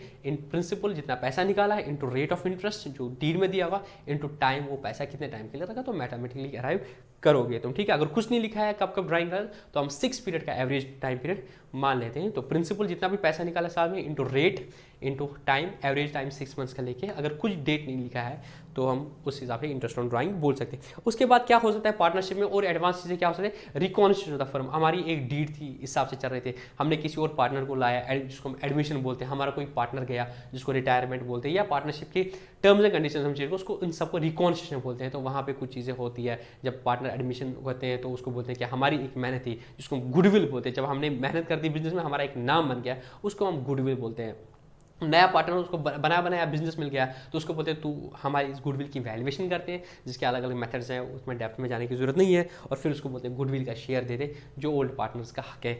इसी तरीके से फिर क्या होता है, डिसोल्यूशन ऑफ पार्टनरशिप, जब पार्टनरशिप को बंद करेंगे तो डिसॉल्व करेंगे, तो पूरा बिजनेस को खत्म करेंगे और पार्टनरशिप फर्म, और फिर हम क्या करते हैं रियलाइजेशन अकाउंट बनाते हो। तो ठीक है, दो अकाउंट बनते हैं, एक रिवैल्यूएशन अकाउंट बनता है रिकॉन्स्टिट्यूशन में, और रियलाइजेशन अकाउंट बनता है डिसोल्यूशन में जब होता है, जब तो वहाँ पे फिर हम सारे एसेट्स को रियलाइज करते हैं, वहाँ पे सिर्फ रिवैल्यू करते हैं, ठीक है। वो सारा चीज़ करके इतना ही मुझे लगता था पार्टनरशिप में पूछा जाएगा, ठीक है। उसमें भी फेवरेट क्वेश्चंस मैंने आपको बोले, डीड साइलेंट होगी तब क्या होगा, कौन सा एक्ट गवर्न कर रहा है, प्रॉफिट लॉस एप्रोप्रिएशन अकाउंट क्या होता है, ये 3 क्वेश्चन है जो मुझे लगता है मेनली पूछे जाने चाहिए, ठीक। तो ये था पार्टनरशिप। उसके बाद cash based single entry system. तो अभी मैंने आपको बोला था हम जो अकाउंटिंग कर रहे हैं डबल एंट्री बेस पे करते हैं, ड्यूअल एस्पेक्ट कंसेप्ट के हिसाब से, और एक्रूअल कंसेप्ट। तो हमने बोला हमने अकाउंटिंग करेंगे, उसमें जो कंसेप्ट है dual aspect is one of the concepts and accrual is one of the concept, तो हम उसी हिसाब से कर लेते हैं, ठीक है। तो हमने पढ़ा था गोइंग कंसर्न, कंसिस्टेंसी, एक्रूअल। तो accrual based fundamental accounting exemption means हम जो अकाउंटिंग कर रहे हैं मॉडर्न अप्रोच से, it is the double entry accounting.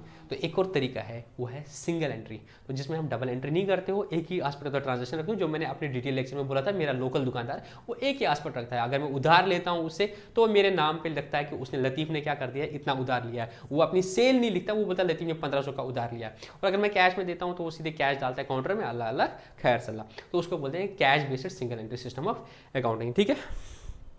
इसके बारे में कुछ क्वेश्चंस आपके आ सकते हैं कि इनको हम बोलते हैं अकाउंटिंग फॉर, इसको दूसरा नाम होता है accounting from incomplete records.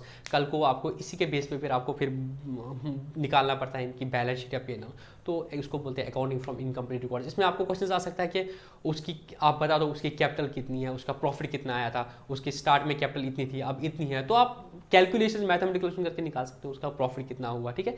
Practically भी बहुत काम आता है, स्मॉल बिजनेस में वो नहीं बनाते हैं और बैंक में उनको बैलेंस शीट दिखानी पड़ती है, P&L दिखाना, तो हम बीइंग चार्टर्ड अकाउंटेंट्स उनकी financial statements on the based of their details they give us, हम उनके फाइनेंशियल स्टेटमेंट्स प्रॉफिट लॉस और बैलेंस शीट बनाते हैं on the base of this single entry, ठीक है। तो ये कुछ चीज़ें हैं प्योर सिंगल एंट्री, ये सारा कुछ देख लेना, इसमें भी क्वेश्चंस आ सकते हैं और मैथमेटिकली वो चीज़ें आएंगे कि आप उनका बता दो कि मतलब उनकी कैपिटल बता दो, उनका प्रॉफिट बता दो, कुछ फिगर्स दिए होंगे आपको प्लस माइनस करना है। अगर आपको ओपनिंग कैपिटल दिया है, क्लोजिंग कैपिटल दिया है, ड्राइंग्स दे दिया, तो आप बोल सकते हो कि प्रॉफिट कितना आया होगा। ऑब्वियसली एज्यूमिंग कि शाम को कितना पैसा है, क्लोजिंग कैपिटल, उसमें से ड्राइंग्स ऐड करूँगा ओपनिंग लेस करूंगा तो I will arrive at the profit which has been earned in this year, simple mathematically, ठीक है। उसके बाद वहाँ पे क्योंकि बैलेंस शीट बनता है डबल एंट्री में, यहाँ पे कुछ नहीं होता, कोई अकाउंट होता कोई नहीं होता, तो यहाँ पे हम स्टेटमेंट ऑफ अफेयर्स बनाते हैं, ठीक है, और वहाँ से हमें इनका डिफरेंशियल फिगर पता चल जाता है। ये भी मैंने आपको कुछ दे दिया था क्वेश्चन, ये करते ना, डबल एंट्री और सिंगल एंट्री के बीच में क्या फ़र्क है वो भी मैंने आपको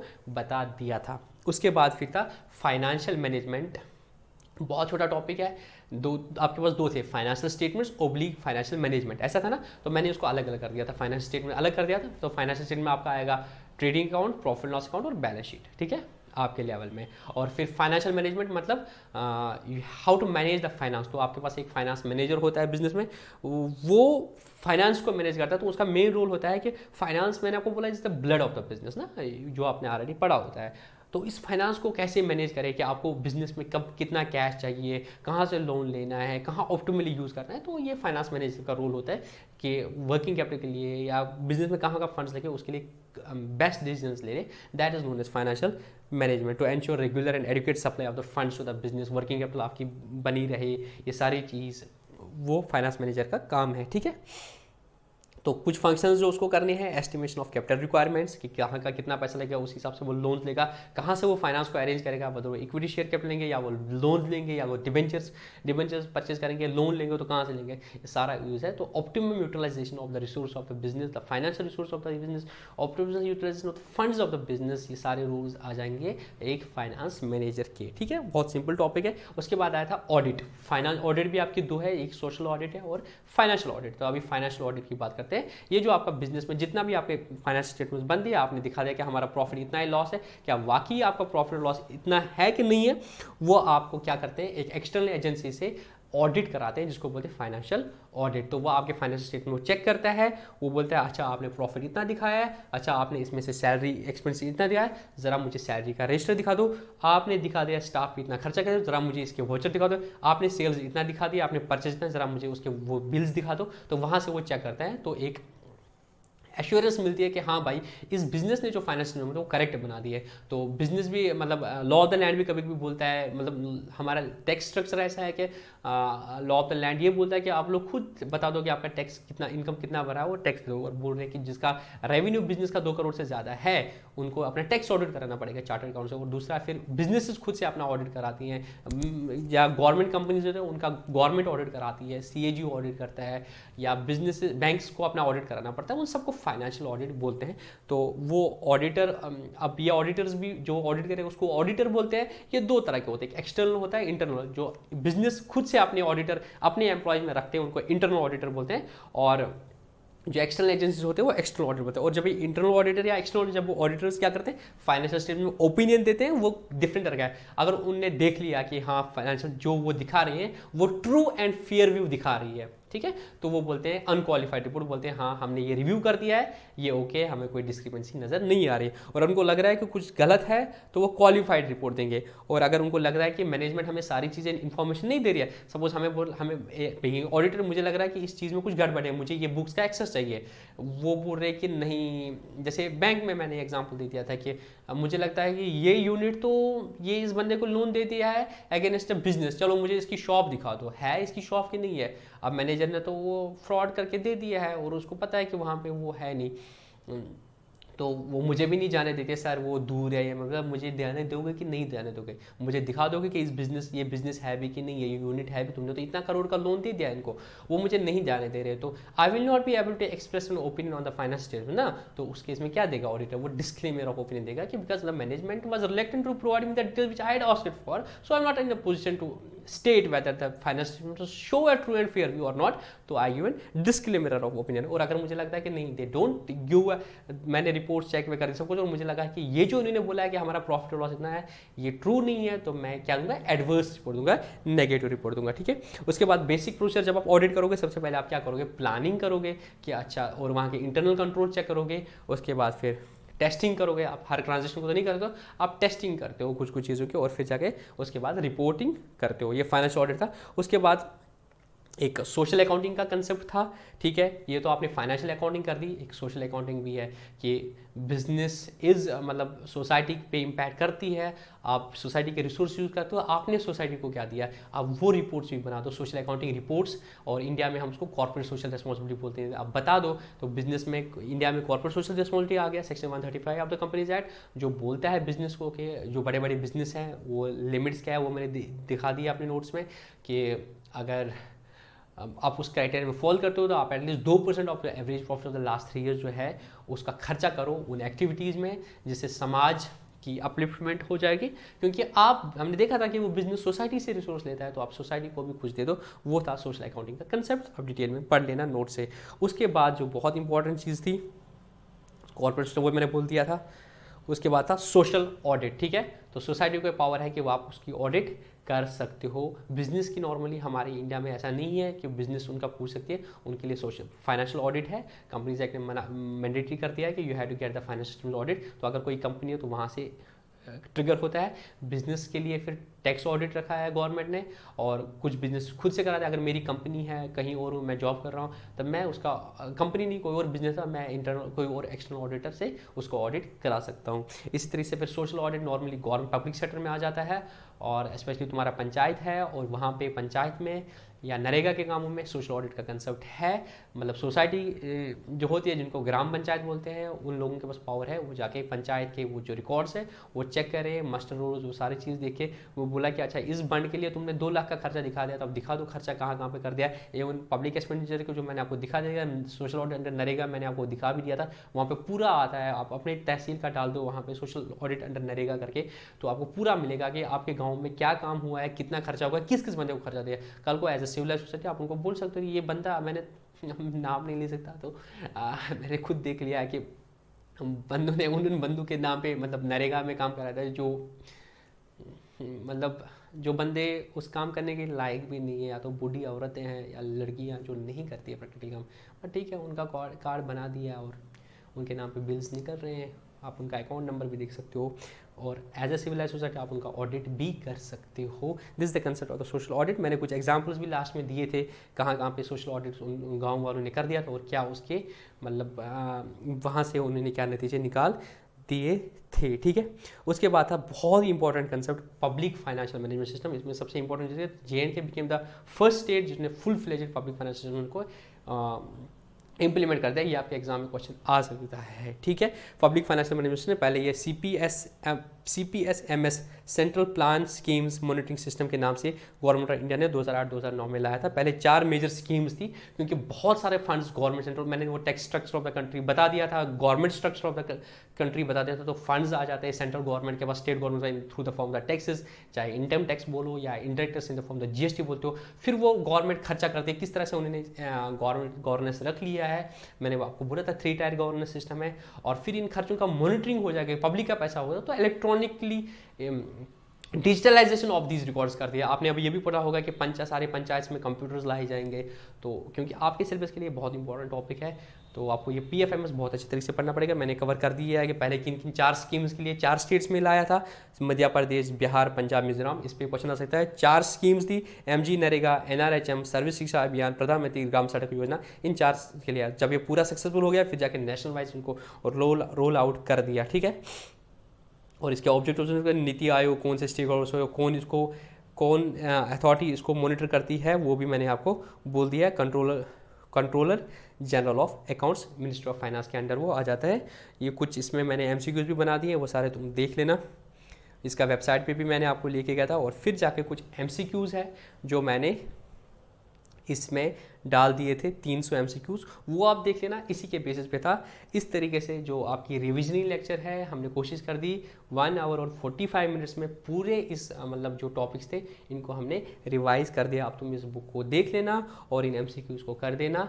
all the best for your exams. Examination day से पहले आपको 2-3 दिन पहले क्या करना पड़ेगा, कुछ एडिशनल नहीं पढ़ना है, जो पढ़ा है उसको रिवाइज कर लेना है। अगर किसी और फैकल्टी ने भी रिवीजन लेक्चर कर दिया तो लास्ट मोमेंट में उसी को देखने की कोशिश करो। और अगर आपने मतलब आप पढ़ाई जब आप कर रहे थे, आपने नोट्स बनाए थे खुद से, उनको देखो। कुछ बुक से ही पढ़ा था बट हाईलाइट किया था, तो हाईलाइट पार्ट को देखो, पूरा डिटेल में जाने की ज़रूरत नहीं है। एंड आई सजेस्ट एटलीस्ट जो भी सिलेबस था, आपके जो आपके नोट्स थे उनको देखो, किसी चीज़ को मत छोड़ो लास्ट मोमेंट पे। अगर आपने कभी पढ़ा था वो इट्स वेरी इंपॉर्टेंट। मैंने लेक्चर के पहले भी वही बोला था कि बहुत इंपॉर्टेंट ये चीज़ है कि जो आप पढ़ के गए हो ना अभी तक, उसको एग्जामिनेशन डे से पहले जो दिन है, एग्जामिनेशन डे से पहले जो दिन है, उस दिन वो आपकी आंखों के सामने से स्कैन हुआ होना चाहिए, आपको दिखना होना चाहिए। आप पेज ही टर्न करो, अगर आपका थक रहे हो ना फिर भी पेज टर्न करो लास्ट मोमेंट पे। Don't give up please. जो MSD वाली, महेंद्र सिंह धोनी वाली स्ट्रैटेजी है कि लास्ट ओवर तक ले लो।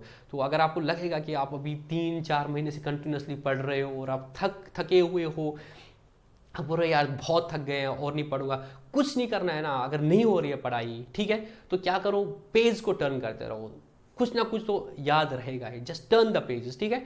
और all the best for your exams, do well. और फिर जब एग्ज़ाम दोगे और फिर मुझे बता देना कैसा आपका पेपर हुआ, ठीक है। तो आज की लेक्चर हम कंप्लीट करते हैं, यहाँ ही बंद करते हैं। Wish you all the best.